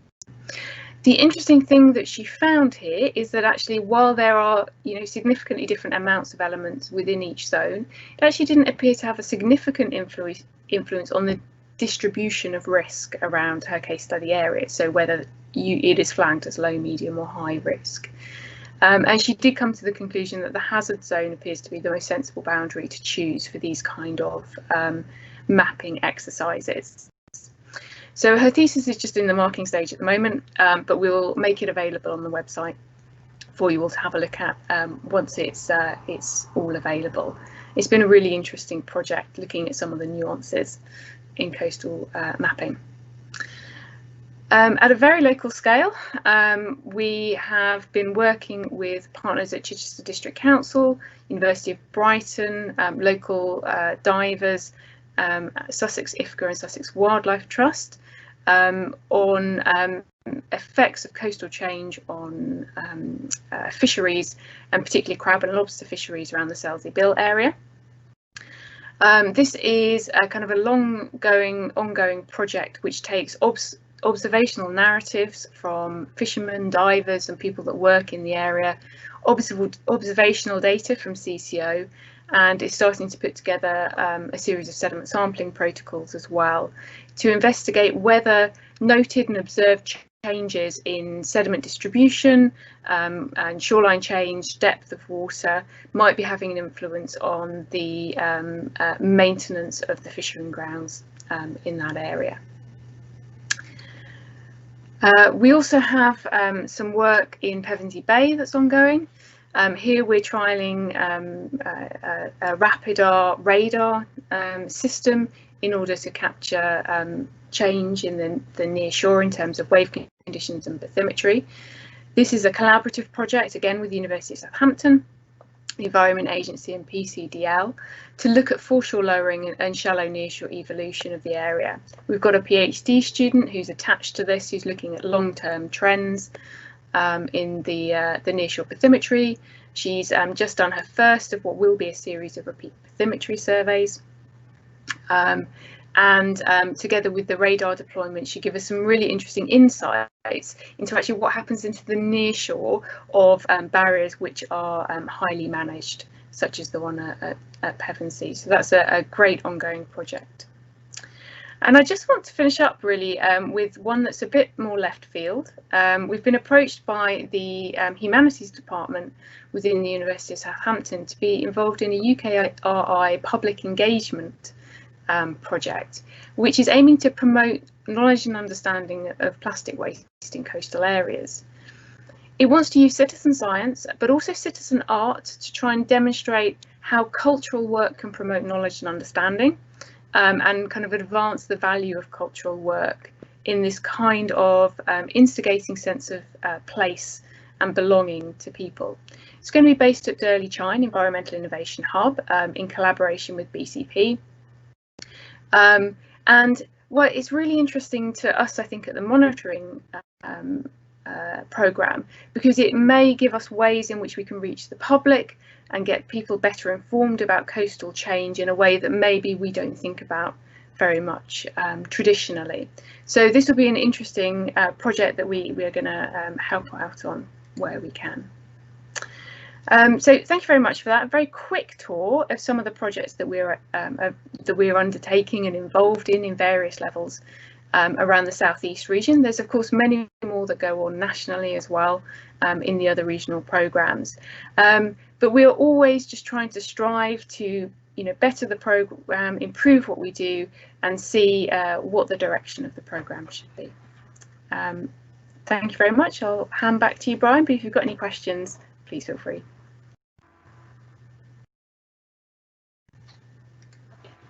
Thank you, Charlie. A brilliant presentation once again, and every time you do something like this, you realise it's not just monitoring that we do, we feed back into other things.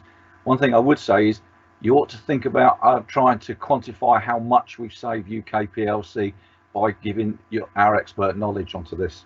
So it's something we need to put in there.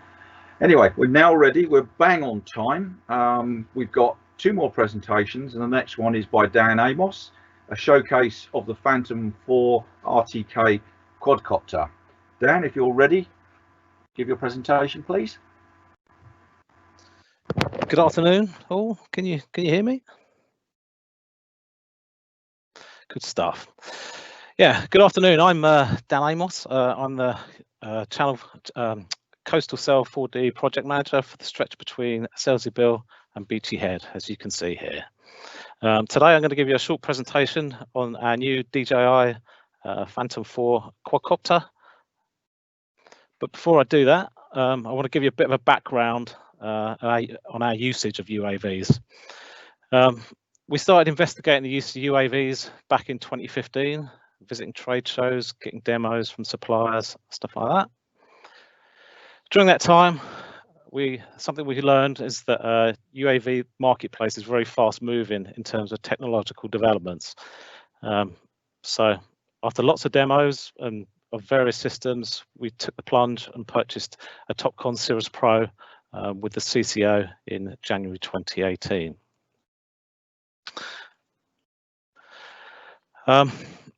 During 2018, we were trained and learned how to fly the craft in its various modes and process the data using Bentley's context capture, which led us to be in a position to undertake our CAA flight assessments in March 2019. For the period after that, we developed our operating manual and achieved our permissions for commercial operations in February 2020. So the benefits of the Cirrus Pro is that it flies really fast, up to 65 kilometers an hour. It's got great endurance. It'll fly for 50 minutes or so. It's got high wind resistance, so it can fly in winds up to 18 meters a second or 35 knots. And it's relatively quiet to operate, so there's minimal disturbance to any wildlife that might be around. Unfortunately, in our experience and in the areas we wanted to survey, the Cirrus Pro is unfortunately limited. The fixed wing UAVs require a large landing area, which we don't always have in the areas we want to survey. The downward facing camera limited us as well, which is not ideal for monitoring vertical cliffs. Plus there's a long setup time, 20 minutes or so, which isn't ideal when you're sort of working with tides, weather and light. Plus there's a lot of kit that's sort of required to sort of lug around the beach, so it can be a little bit cumbersome. So with all these limitations in mind, I asked myself, is there a better way we can do things? Is there kit on the market that could overcome these limitations? So after much research and Googling, I came across the DJI Phantom 4 RTK, and we took the plunge and purchased one in late August. The benefits of this system are that it's very portable. The controller and the craft can fit in one Peli case, fully assembled. There's no need for a separate laptop as required by the Cirrus Pro. It can be carried on a quad bike, which opens up the possibility of us to survey areas that can't be accessed the same day with our laser scan ATV. So there's potential for us to save time because we're not going to have to revisit some of these inaccessible areas. It can operate in a network RTK or a PPK mode, which means we can download data from the CCO website and process it, process the imagery from there, really. So there's no need to take a base station. If we connect via RTK, we can have some very precise landings within a meter square, as this video hopefully shows. Oh, hang on 1 second. Hopefully you can all see that.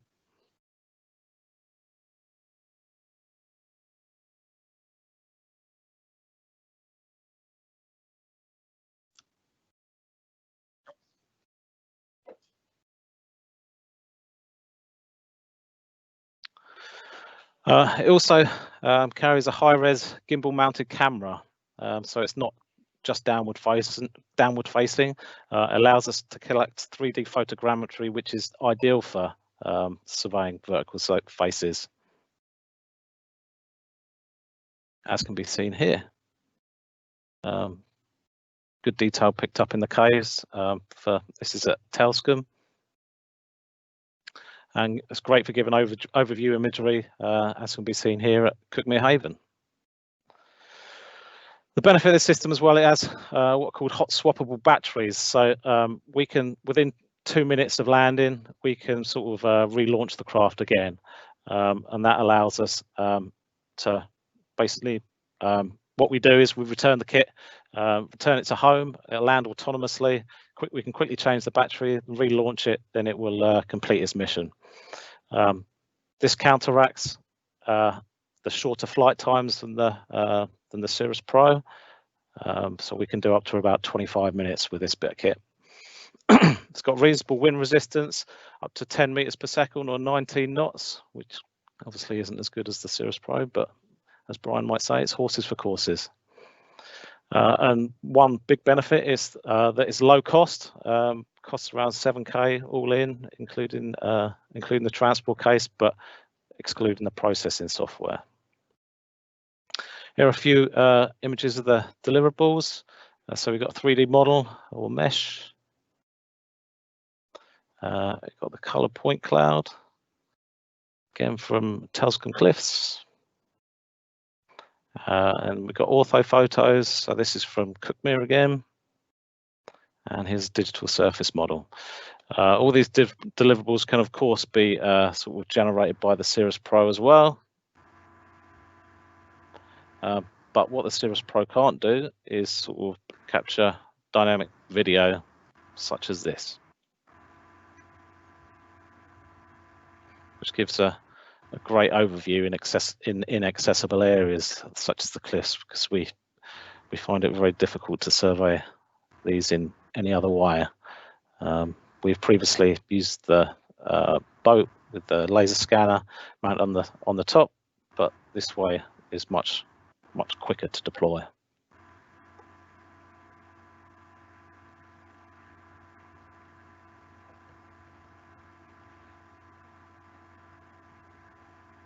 So in conclusion, this system is very portable, capable, and a low-cost solution. And that's it. Any questions? Please feel free to ask. If not, I'll hand back to Brian.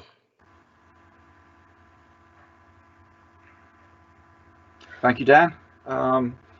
Short and concise, even though you had a lot of slides. Thank you very much. Well done. No problem. We have one last, we're bang on time, I think. We have one last presentation. Please keep your questions coming into the Q&A. We've got 12 in at the moment. Most of them have already been answered, but we're always open for more, so please keep them coming. Last presentation, last but not least, Shannon, I do hope that you're still on the line with us. We're now ready to go with your presentation on intertidal habitat monitoring using Earth observation data and machine learning techniques, the TEMITH project. Okay, Shannon, if you're ready, take it away.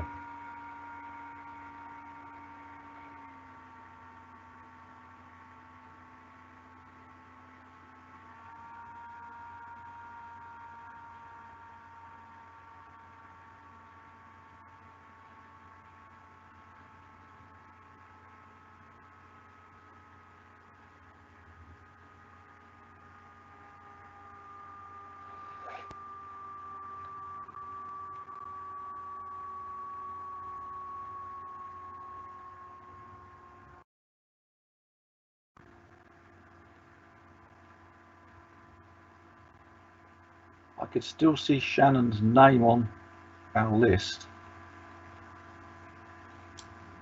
Do you want to take some questions whilst we try to sort this out? I will try to do that. We seem to have lost Shannon again. I think in the main, though, most of the questions have already been answered.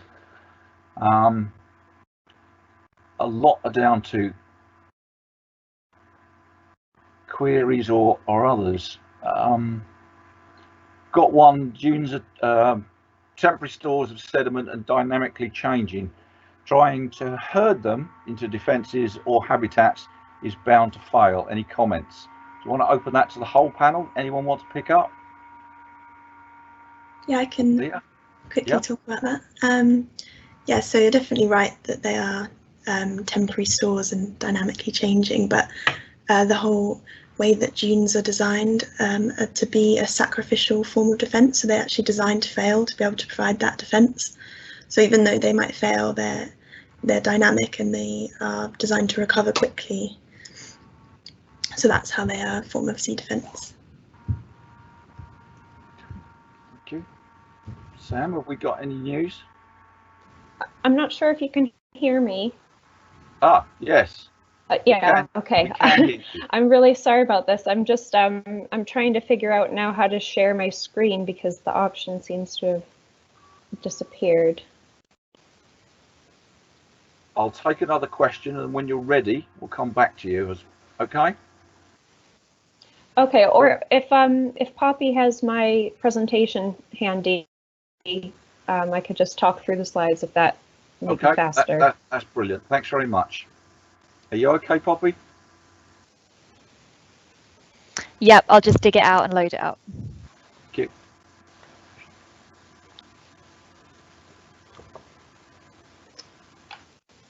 Sorry about this, everyone. It's our first glitch. If you don't mind. Got a quick question for you, Dan. What is the max wind that you can take the Phantom out? Well, like we've only had the craft since August, so we've been blessed with pretty fine weather. So we've only used it sort of in relatively light winds so far. So I'll have to come back to you on that once in 6 months' time or whatever, or maybe next year. Okay, Shannon, we're now ready with yours. The first slide is up and on the screen. Okay, great. Thank you.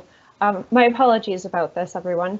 Yeah, I'm Shannon White. I'm a research associate at the School of Biological Sciences at the University of Portsmouth, working on the total ecosystem management of the intertidal habitat, or TEMITH project.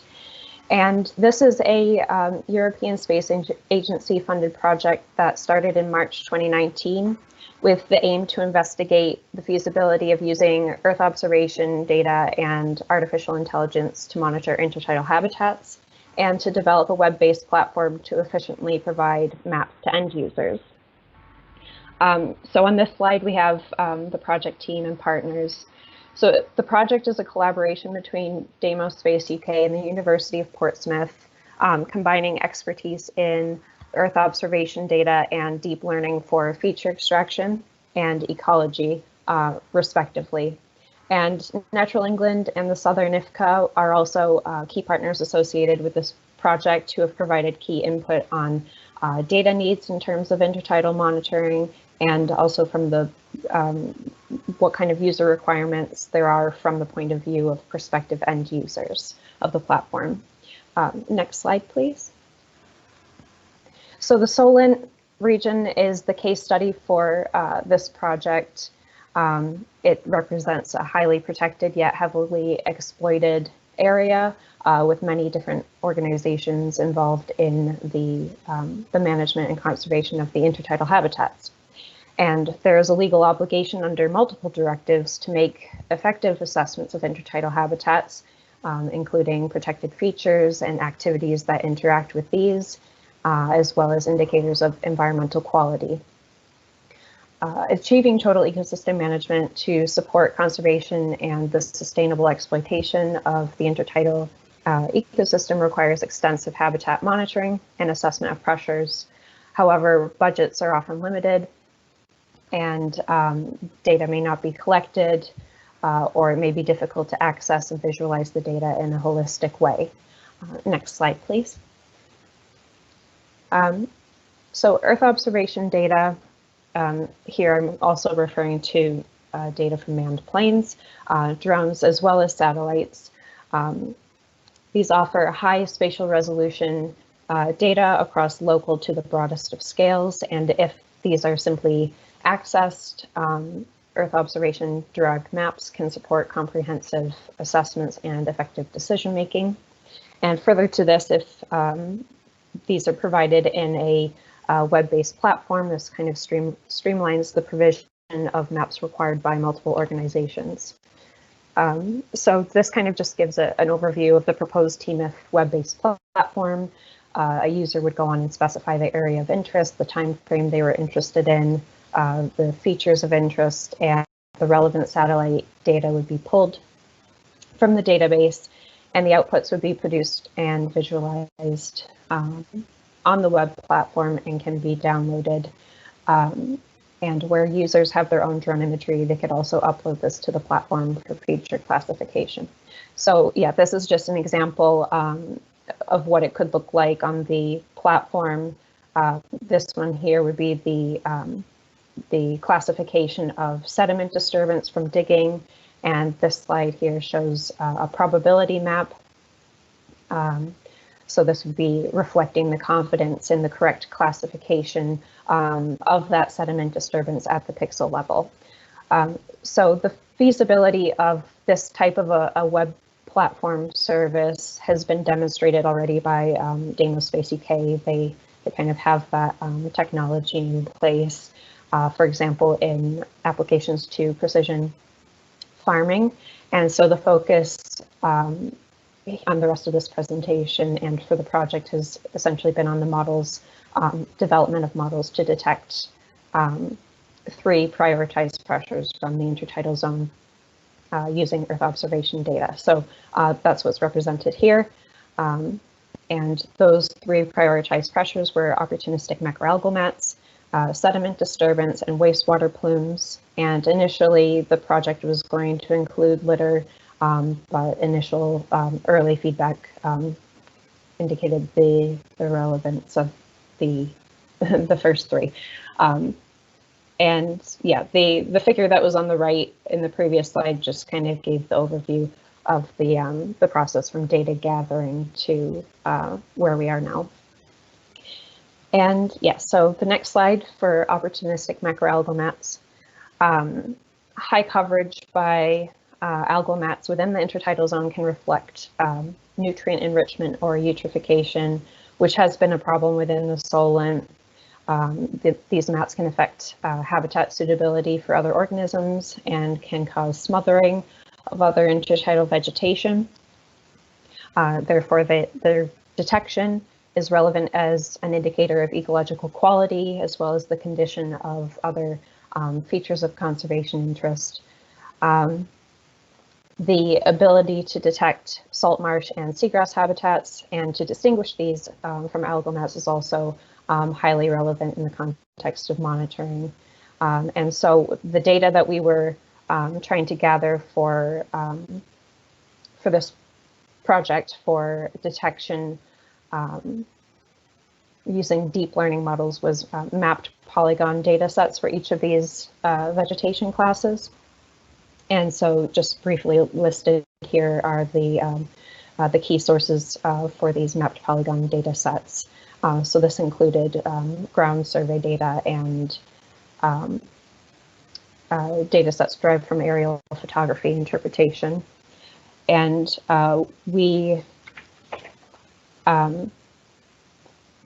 what we tried to do was look for satellite images that corresponded within 2 weeks of these existing data sets.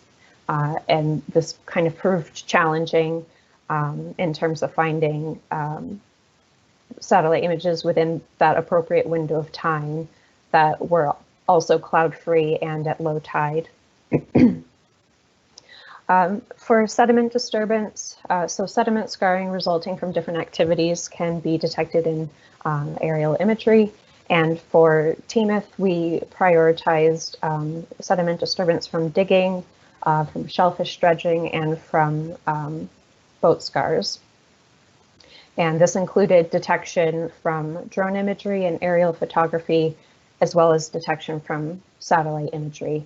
And so this range of activities includes licensable and non-licensable activities. And again, we were looking for mapped polygon data sets to use for the training of deep learning models. And listed here are some of the priority data sets that we found for digging. So this included data for the Solent from previous work between the University of Portsmouth and Natural England, a data set from Poole Harbour that was commissioned by Natural England and carried out by Footprint Ecology. And there was also a recent data set produced by Natural Resources Wales from a drone survey. To build on these existing data sets, additional labeling of drone imagery, Channel Coastal Observatory aerial photography, and high resolution satellite imagery was performed. And so previous survey and labeling of bait digging that we had undertaken helped to inform this additional labeling of digging. If you just go back to the previous slide, so the picture here shows this kind of high confidence digging with this modeled patterning with pits and mounds and irregular distribution on shore. And then the next slide is for shellfish dredging. So dredging scars that were identified on foot during a survey that we undertook in 2018. At the University of Portsmouth, we were surveying bait collection, bait digging, and also at the same time carried out a drone survey. And so we came across dredging scars on the ground, and these were visible in the drone imagery, and so that kind of provided a bit of familiarity. And then also examining Channel Coastal Observatory aerial photography in relation to the distribution of known fishing activities, as well as correspondence with the local IFCAs, so Southern and Sussex IFCAs, kind of fed into further familiarization with dredging scarring types, what the toe patterns are like, and ultimately fed into a confidence assessment that was used in the approach to labeling these features. And another useful resource was the Southern IFCA European Marine Site Habitats Regulation Assessments, which described gear types and also included fishing sightings maps, which was really useful. And for the next slide, for boat scars, sorry, Poppy, for the next slide. Thank you. Yeah, there's a range of types that were labeled.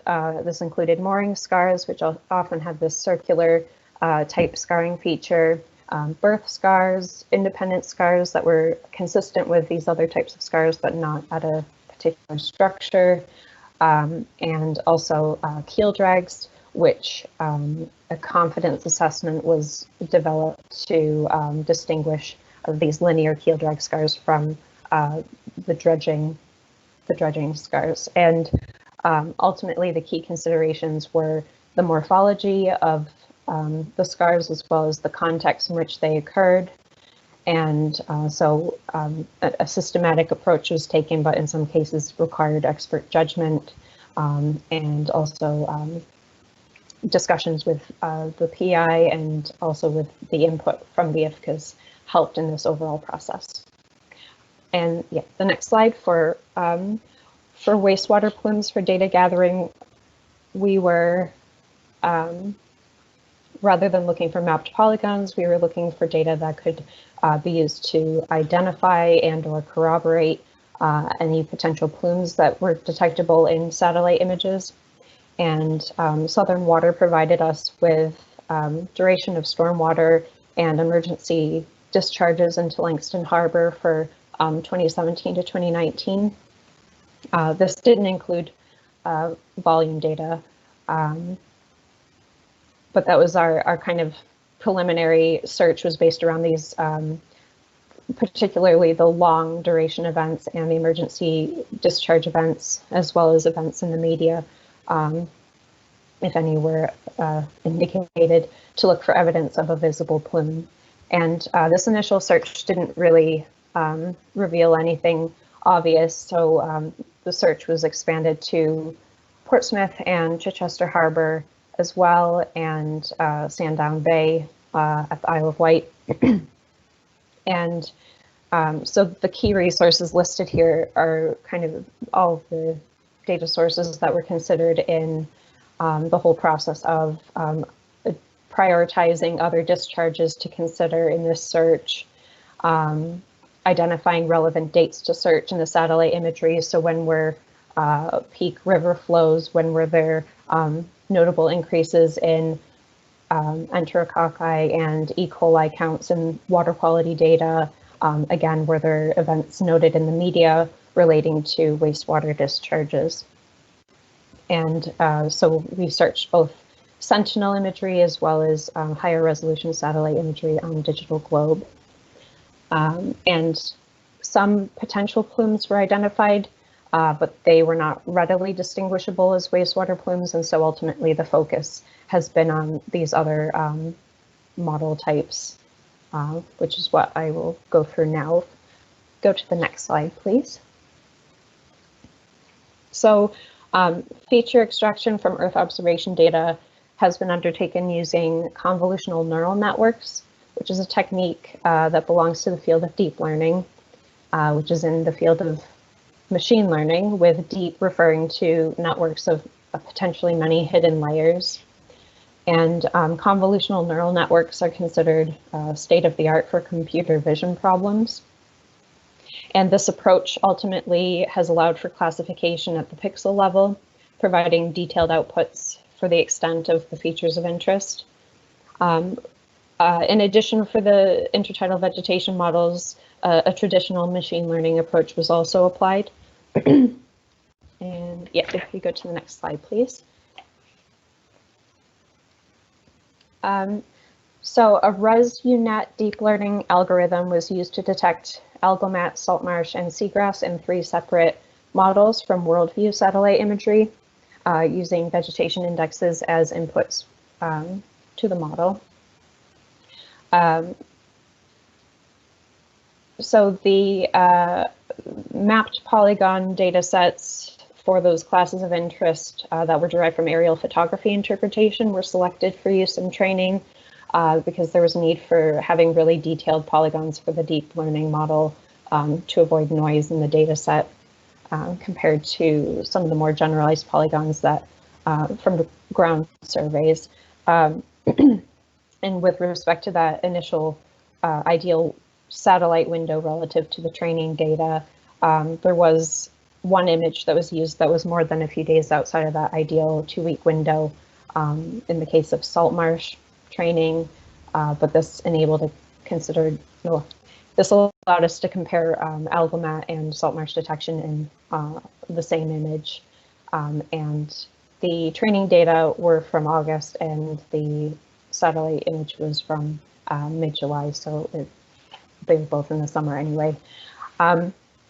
And the pre-processing steps for this model included filtering not salt marsh classes from an Environment Agency data set, the salt marsh zonation data set, removal of polygons that appeared underwater in the satellite imagery, and then the process of subsetting, normalizing, tiling, and randomizing the data. Yep, next slide, please. So on the right-hand side, you have the satellite imagery, the training data, and probability maps indicating algomats and salt marsh detection from the models. And these are essentially the global maps that include both the training data and the data used for validation. The validation F scores used to indicate model accuracy on the left here, with closer to 1 being more accurate. These should be taken in consideration of the context of the limited data available for training, and so really a small subset was used for validation. So just to caveat that. And as large data sets are required for deep learning models, the limited suitable training data with that corresponding suitable satellite imagery that's both cloud-free and at low tide has kind of placed limits on the robustness of these models produced. However, the focus here was on the Solent, so one option would be seeking data outside of the Solent to increase that training data set to help improve the performance of the models. If you go to the next slide, so the first will be an example of detection of algal mats from the high resolution satellite imagery. So the training data are in the center and the probability map on the right. And so the highest probability detection for algal mats occurred in the areas with high density algal mats. And there was some detection on land here. So the outputs demonstrate definitely the feasibility of using these types of models for detection, but currently a need for improvement in the accuracy. And for the next slide, which is an example in a salt marsh area here, you can see detection on the right-hand side, the detection of algal mats in the channels and seems to distinguish from the adjacent salt marsh. And the bottom right corner shows the salt marsh model detection, which is quite poor in performance in this location. So definitely something to be improved in terms of detection of each type. But it's also relevant for further development to explore the detection of types of vegetation in combination. Is this something that we can see from the satellite imagery? And if it is, then it should be feasible to achieve detection by the model. And for the next slide, please.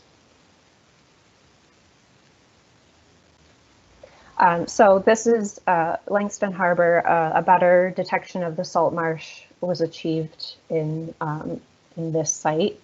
And the next slide is for seagrass, which was quite restricted in the input data that we ended up using. So yeah, certainly generalizing to other areas wouldn't be appropriate at this time, but it does show that it's feasible, that it's able to detect seagrass in areas where the training data indicates its presence. For the next slide, a random forest traditional machine learning approach was also used to investigate detection of intertidal vegetation. And as these kinds of approaches are more robust than convolutional neural networks to small training data sets.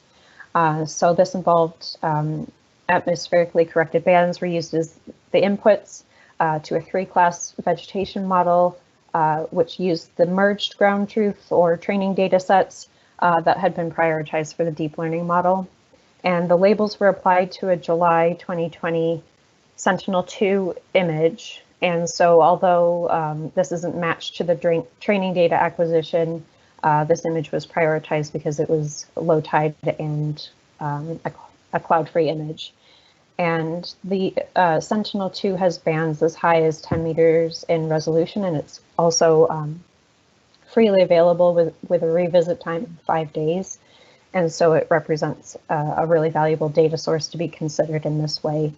And just on the next slide is just an example of the output demonstrating the feasibility of a region-wide classification of these 3 vegetation classes when suitable satellite imagery is available, although at a lower resolution than the world view imagery. And for the next slide, for the sediment disturbance models, so really more time was spent on these models during the duration of the project. Aerial photography and drone imagery, as well as satellite imagery, have been used to train convolutional neural networks. And the detection from satellite was restricted to high resolution satellite imagery, so at sub-meter resolution with pan sharpening. and the drone and aerial photography model was developed using imagery less than or equal to 10 centimeters.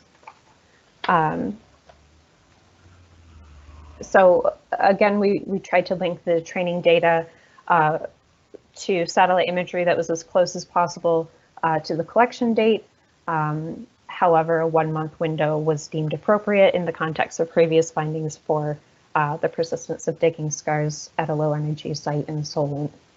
High confidence polygons were used for training, and low confidence features were masked from the images when confidence levels were indicated. And training data labels that were applied to the corresponding satellite imagery were adjusted or removed according to visibility in the satellite imagery. For the next slide, with the model outputs, again, the F measures here, again, closer to 1 being more accurate, just showing here that the drone and aerial photography model performed better than the satellite models. Again, with satellite training, one of the challenges was having enough suitable training data. Often where the data labels existed for the drone model, the corresponding satellite imagery suffered from limited visibility of the shore from clouds or the tides. And improvements in this model would probably be achieved by prioritizing the direct labeling of the satellite imagery that's cloud-free and low tide. So while it's important to consider the outputs in this context of the amount of training data used, particularly for the satellite models, which would limit the ability to generalize to new locations or images currently, the feasibility of using convolutional neural networks to detect sediment disturbance at the pixel level from aerial, drone, and sub-meter satellite resolution, sub-meter satellite imagery is demonstrated here, which I'll just show some examples quickly in the next few slides. So the first one should be the global maps for sediment disturbance for shellfish dredging. So this just gives an example of the type of site map that could come out of the TEMITH platform service. And this kind of map really highlights the extent of the disturbance identified. Just the next slide, can just quickly go through these, are just up close examples for dredging detection from aerial photography. And the next slide is for detection from satellite. And the majority of the training data is mostly from relatively straight clam dredging. For the dredging models, some small areas included spiral dredging scars, so considerations for further development would be to expand the range of morphologies of dredging types, especially for applications outside of the Solent. Next is just the global map for digging detection from satellite imagery. And then the following 2 slides again are just up close visuals of this detection from aerial photography again, and the next from satellite. And this image kind of shows this problem with the tide coming in the satellite imagery. And then the last few slides are examples for the boat scars. So again, a global map showing the extent of disturbance in a mooring area. The next is detection from aerial photography, showing kind of a range of different types. And this is, again, for labeling where context really comes into play, because it might not be a clear-cut scarring type, but the context indicates a high level of boat traffic activity. And then the last is just for the detection of boat scars from the satellite images. And then the next slide, please. So yeah, just a summary that this was a collaborative project, and we've demonstrated the feasibility of using these deep learning models for the detection of sediment disturbance from high resolution drone and aerial photography and from high resolution satellite imagery, and intertidal vegetation from high resolution satellite imagery, and using traditional machine learning from lower resolution but readily available sentinel imagery. And most recently, we had an evaluation workshop with a range of participants from groups in the Solent to national team members, for example, from Natural England and Environment Agency. And yeah, for the next slide, next steps are to review that feedback from the evaluation workshop. There's options for further development of these models. We hope this is just a first step, and it seemed from the evaluation workshop that there is interest in this. So yeah, whether this gets developed further under other projects or through a new funding stream, and down the line there could be potential for commercial development. And the next slide is just an example of a new project that is a European Space Agency project that could incorporate the TEMITH services for further development. And yeah, they are currently, for this project, looking at input from prospective end users about services needed.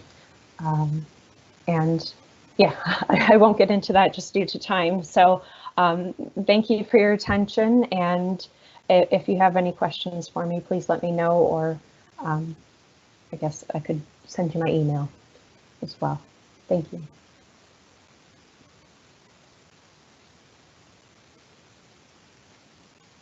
Thank you, Shannon. We got there in the end. Well done. Thank you very much.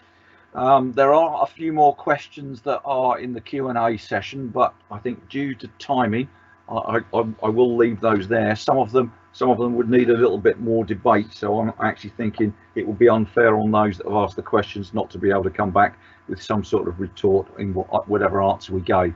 But we will get round to putting something out as an answer to each one. That concludes the second morning session for today. This afternoon we move into the 4 parallel sessions where we've got limited participants for each area. But so we'll move into that. Each one of you should already have had an invitation to each one of those sessions, which it really is the next phase of the strategic coastal monitoring, using dynamic purchasing system, DPS, working with spatial data, and working with hydrodynamic data. They are the 4 sessions that we've got running this afternoon in 3 parallel sections. Invitations, as I say, should already be with you. It only leaves me now to thank both everyone for listening, and also on behalf of everyone listening, to all those that have given presentations today. All of them have been excellent. They've kept me riveted to my seat. Everyone knows, because they're sitting here watching me on the panel, so they all know that I've stayed awake and taking notes. So it's really good. Thank you very much, everyone. And with that, I think we now have to end this. You will have to end this session. But before I do, just in case I haven't covered everything, I'll just ask Charlie, is there anything I've missed that we need to cover? No, I don't think so. I think we've covered it all. You should have invites with join instructions for the workshops this afternoon. Any questions that are left unanswered from this session, we will get the presenters to give us a reply, and we'll put together a document for that to circulate so everyone can see the responses as well. And we'll get back to you on those ones. Thanks again to everyone.